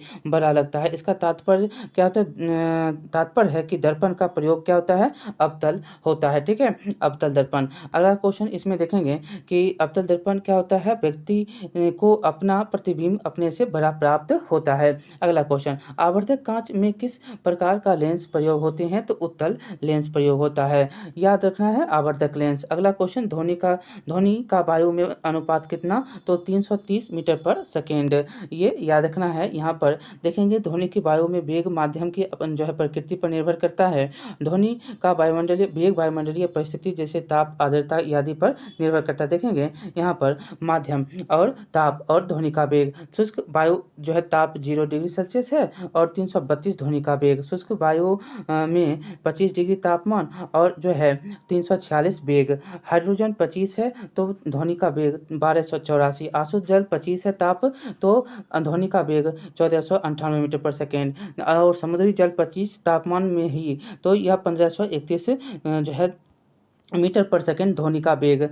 स्टील का देखेंगे तो 5960 है और एल्युमिनियम का 6420, लोहा का 5950 और कांच का 3980। सबसे ज़्यादा एल्युमिनियम का 6420। अगला क्वेश्चन देखेंगे मीटर पर सेकेंड। अगला है कि प्रकाश विकिरणों का प्रकृति होती है, तो यह तरंग एवं कण दोनों के समान होती हैं। अगला क्वेश्चन देखेंगे, देखिए प्रकाश विकिरणों की प्रकृति जो है तरंग एवं कण दोनों के समान होती है, अर्थात कण विकिरणों में तरंग और कण दोनों के गुण पाए जाते हैं।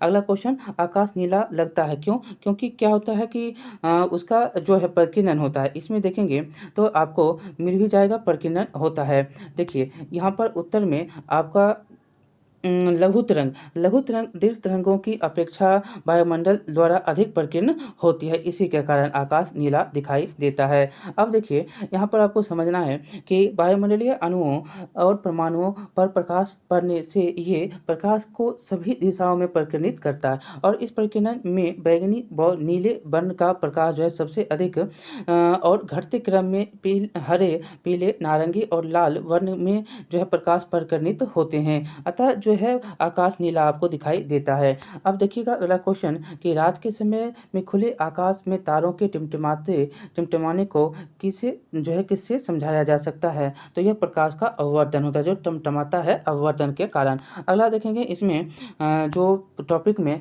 तो रात के समय में खुले आकाश में तारों के टिमटिमाने का कारण तारों के आकाश का पृथ्वी के वायुमंडल में पहुंचने पर होने वाले अपवर्तन के कारण होते हैं। पानी का घनत्व तो ये होता है 4 डिग्री सेल्सियस। अगला देखेंगे यहाँ पर पानी का घनत्व जो है 4 डिग्री सेल्सियस पर अधिक होता है और उसका आयतन जो है न्यूनतम। अगला यहाँ पर देखिएगा डिग्री सेल्सियस सेंटीग्रेड के ये सेंटीग्रेड है, तो 50 डिग्री सेंटीग्रेड का फ़ारेनहाइट में स्केल कितना हो जाएगा, तो 122। कैसे होगा, तो सूत्र आपको हमने बताया था कि सेंटीग्रेड से फ़ारेनहाइट का संबंध में आपको सूत्र याद रखना है। Fahrenheit equal to 9/5 degree centigrade plus जो है 32। तो यहाँ पर 50 रख दीजिए और काट दीजिए। ठीक है, 10 पचे 50, तो 9 पचे 45 और 7 जो है यहाँ पर क्या हो जाएगा 450/5। तो यहाँ पर आप काटेंगे, देखिए कुछ नहीं करना है, अगर आप ऐसे काटेंगे भी नहीं तब पर भी चलेगा, लेकिन काट देंगे तब पर भी चलेगा। देखिएगा तो यहाँ पर काटा पहले नहीं है, यहाँ पर क्या किया, तो 9 पचे 45 मतलब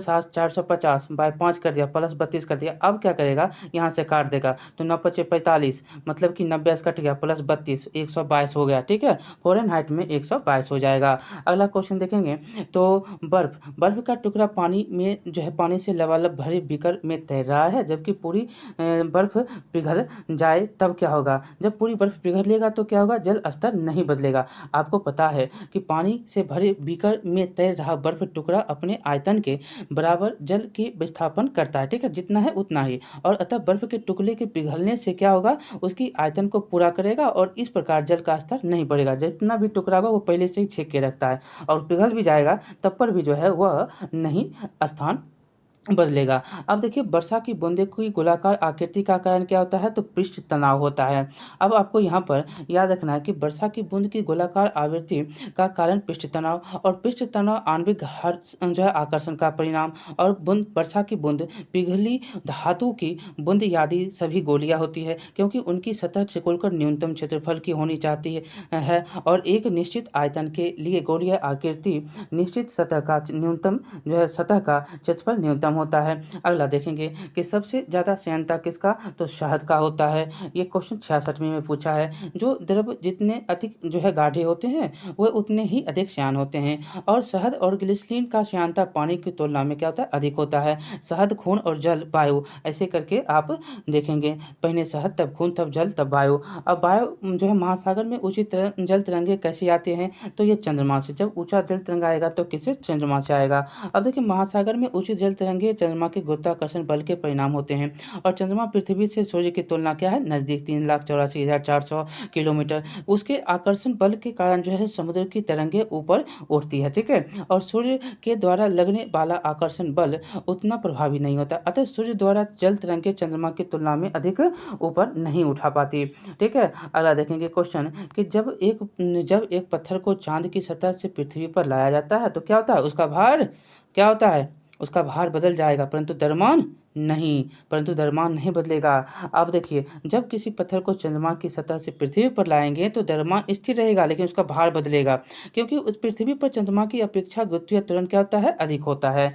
प्रेशर कुकर में जल्दी खाना क्यों पक जाता है, क्योंकि आप देखें तो उच्च दाब के कारण पानी का जो है उच्च तापमान में उबलने लगता है, इसी के कारण यह जो है होता है। बी नंबर इसका उत्तर हो जाएगा, आपको याद रखना है। और इसमें आपको ये भी याद रखना है कि प्रेशर कुकर में खाना जल्दी पक जाता है, क्योंकि उच्च दाब के कारण उसमें पानी उच्च तापमान पर उबलने लगता है, और खुले बर्तनों में जहां पानी 0 डिग्री सेंटीग्रेड पर उबलता है, वहीं प्रेशर कुकर में पानी के उबलने का तापमान कितना, लगभग 120 डिग्री सेंटीग्रेड हो जाता है। अगला क्वेश्चन, सौर ऊर्जा निम्न में से किससे प्रभावित होती है, तो यह होता है सूर्य से, सौर ऊर्जा, ठीक है। अब यह सूर्य के जो है अभ्यंतर में नाभिकीय संलयन के कारण लगातार विशाल मात्रा में ऊर्जा मुक्त होती रहती है, अर्थात नाभिकीय संलयन द्वारा सूर्य पर ऊर्जा का निर्माण होता है, और इस ऊर्जा का अंतरिक्ष में उस दिशाओं में विकिरण होता रहता है, और पृथ्वी और अन्य सौर ग्रहों को इस ऊर्जा का एक छोटा सा भाग ही मिलता है, और पृथ्वी को लगभग 4.5 × 10⁸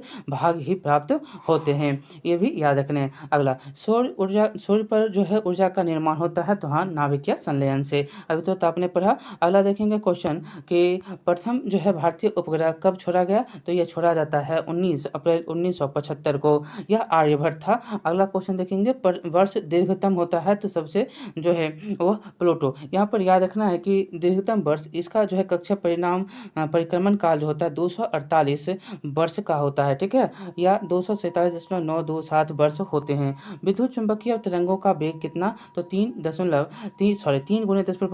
मीटर पर सेकेंड होता है, माइनस में आपको 1 होगा। अगला देखेंगे यहाँ पर कि वे तरंगे जिन्हें संचरित होने के लिए माध्यम की आवश्यकता नहीं होती है उन्हें विद्युत चुंबकीय तरंग कहते हैं। इनकी चाल निर्वात में प्रकाश के चाल के बराबर अर्थात 3 × 10⁸ मीटर जो है मीटर पर सेकेंड -1। अगला देखेंगे यहाँ पर पावर में, और प्रकाश की गति निम्न में से किस माध्यम से न्यूनतम होती है, तो ये भी आपको याद रखना है कि कांच में होता है, शीशा में। अगला क्वेश्चन, इसमें देखने से पहले देखिएगा इसको कि जिस वस्तु का पदार्थ का वर्तक ज्यादा होता है उसमें प्रकाश की न्यूनतम गति जो है न्यूनतम होती है। कांच, निर्वात, जल तथा वायु में कांच की आवर्तनांक सबसे ज्यादा होता है, इसीलिए प्रकाश की गति कांच में न्यूनतम होती है। अगला देखेंगे क्वेश्चन कि सूर्य के प्रकाश का धरती की सतह पर पहुंचने में लगने वाला समय है, तो यह होता है 8.5 मिनट। यहाँ पर दिया गया है, ऐसे कहीं 8 मिनट 19 सेकेंड, कहीं 8 मिनट 400, ऐसे 499 सेकेंड, ये सब जो है होते हैं। सूर्य से पृथ्वी की औसत आप देखेंगे दूरी लगभग 150 × 10⁻7 1500 करोड़ है, ठीक है। यहाँ पर ऐसे करके भी आप गुना कर सकते हैं, और प्रकाश की चाल जो है 3 × 10⁸ मीटर पर किलोमीटर पर सेकेंड है। अगला क्वेश्चन देखेंगे, सूर्य का प्रकाश जो है पहुँचने में कितना, तो यहाँ पर 8 मिनट है, 8 ऐसे 8 मिनट 19 सेकंड याद रखेंगे। अगला देखेंगे सौरमंडल का सबसे बड़ा ग्रह कौन है, बृहस्पति है, और यह जो है इसका व्यास देखेंगे तो 1,39,822 किलोमीटर है। सबसे छोटा ग्रह बुध है, और बृहस्पति का व्यास भी आपको हमने बता दिया। निम्नलिखित में से कौन सा एक कंप्यूटर की भाषा नहीं है, तो वो है फास्ट, ठीक है, FAST, और बेसिक भी है, C भी है, फ्रंट एंड भी है, ठीक है। अगला देखेंगे यहाँ पर कि निम्न में से कौन सी जो है धातु रोशनी के बल्बों में फिलामेंट के रूप में प्रयोग होता है, तो वो होता है टंगस्टन, ठीक है, टंगस्टन। देखिए धातु साधारणतः मिश्र धातुओं की प्रतिरोधकता उन्हें जो है बनाने वाली शुद्ध धातुओं की अपेक्षा अधिक होती है। साथ ही ताप में परिवर्तन से प्रतिरोधकता में परिवर्तन की दर अपेक्षाकृत कम होती है। अतः उच्च ताप पर जो है इनका शीघ्र ही ऑक्सीकरण या दहन नहीं होता। इस कारण उनका जो है उपयोग विद्युत प्रेस, टोस्टर आदि सामान्य विद्युत तापमान युक्त में होता है। ताप तृप्ति लैंपों के तंतुओं के निर्माण के लिए केवल टंगस्टन का उपयोग किया जाता है, जबकि तांबा और एल्युमिनियम का उपयोग विद्युत संचरण के लिए उपयोग होने वाले तारों के निर्माण में होता है। अगला क्वेश्चन देखेंगे तो निम्न में से कौन सी धातु अर्धचालक मतलब सेमीकंडक्टर के रूप में ट्रांजिस्टर में प्रयोग होता है, तो वह है जर्मेनियम। देखिए सिलिकॉन और जर्मेनियम जैसे कुछ पदार्थों के विद्युत प्रतिरोध का मान जो है चालकों एवं विद्युत प्रतिरोधों के बीच का होता है, जिन्हें अर्धचालक कहते हैं, और यह जो है सामान्य चालक होते हैं, लेकिन इनमें कुछ अपद्रव्य मिलाने पर इसकी जो है चालकता बढ़ जाती है तथा वे एन जो है प्रकार व पी प्रकार के अर्धचालक बन जाते हैं, जिनका उपयोग ट्रांजिस्टर में होता है, ठीक है। अगला क्वेश्चन देखेंगे कि अगला क्वेश्चन है कि परमाणु नाभिक के अवयव हैं, तो परमाणु नाभिक के अवयव क्या होते हैं, इलेक्ट्रॉन नहीं होता है, ये चक्कर लगा, प्रोटॉन और न्यूट्रॉन होता है, ये याद रखना है। और यहाँ पर आपको याद रखना है इलेक्ट्रॉन जो है नाभिक के चारों ओर चक्कर लगाता है, प्रोटॉन और न्यूट्रॉन मुख्य होते हैं, नाभिक के मुख्य अवयव होते हैं। अगला क्वेश्चन देखेंगे कि एक मिनट,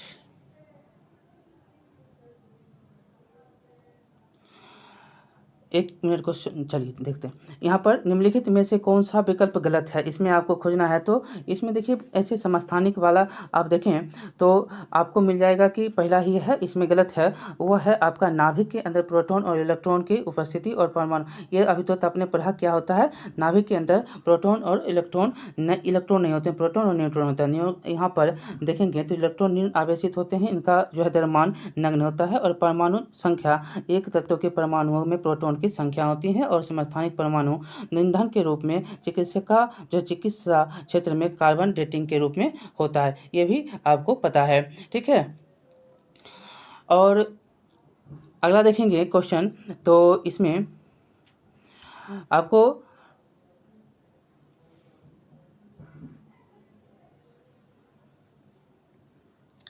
यहाँ पर देखिएगा, पॉइंट को समझिएगा, क्योंकि इसमें जो है परमाणु में प्रोटॉन जो कि धन आवेशित कण है, इलेक्ट्रॉन क्या ऋण है।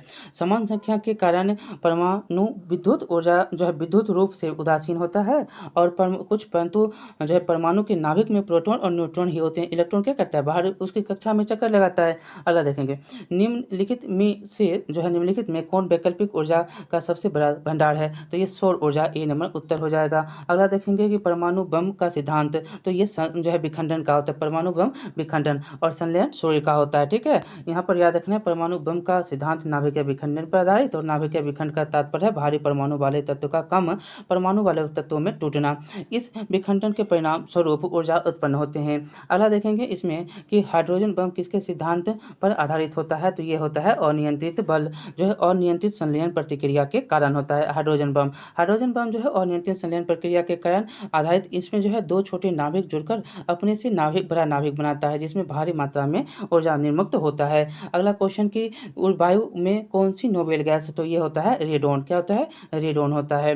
अगला देखेंगे इसमें कि रेडोन जो है नामक अक्रिय गैस वायु में नहीं पाया जाता है, अन्य अक्रिय जो है गैस हीलियम, नियॉन और आर्गन वायु में पाए जाते हैं। बिजली की खपत का जो है बिल किसके मानक मापन का आधारित होता है, तो ये होता है आपको केवल वाट का, जितना वाट आप खपत करिएगा उतना होता है आपका बिजली, ठीक है। और यह जो है बिजली की खपत का बिल किलोवाट घंटा में पाया जो है मापा जाता है। देखेंगे अगला क्वेश्चन कि निम्नलिखित में सबसे भारी जो है धातु कौन है, तो यूरेनियम है। 300 यहाँ पर यूरेनियम सबसे भारी, इसकी परमाणु संख्या 92 और परमाणु भार 238.08। और इनसे 2A कब छोड़ा गया, तो 10 जुलाई जो है 1992 को छोड़ा जाता है। बहुत ही इंपॉर्टेंट सारे 165 क्वेश्चन थे। हमने एक पार्ट में इसको खत्म किए, अगले पार्ट में आपको केमिस्ट्री और उसके अगले पार्ट में आपको बायोलॉजी हम समाप्त कर देंगे, ठीक है। इस प्रकार से आपका यह भी साइंस का सेक्शन खत्म समाप्त होगा। हम कोशिश कर रहे हैं कि सारा जो है 2 दिन में आपको हम पूरा का पूरा यह घटना चक्र जो भी बीपीएससी के द्वारा पूछा गया क्वेश्चन है हम समाप्त कर दें, ठीक है। हम लग गए हैं तो समाप्त अब करके ही रहेंगे। चलिए देखते हैं अगले टॉपिक में मिलते हैं रसायन विज्ञान में। बहुत बहुत धन्यवाद। लाइक शेयर सब्सक्राइब करिएगा। बहुत बहुत धन्यवाद।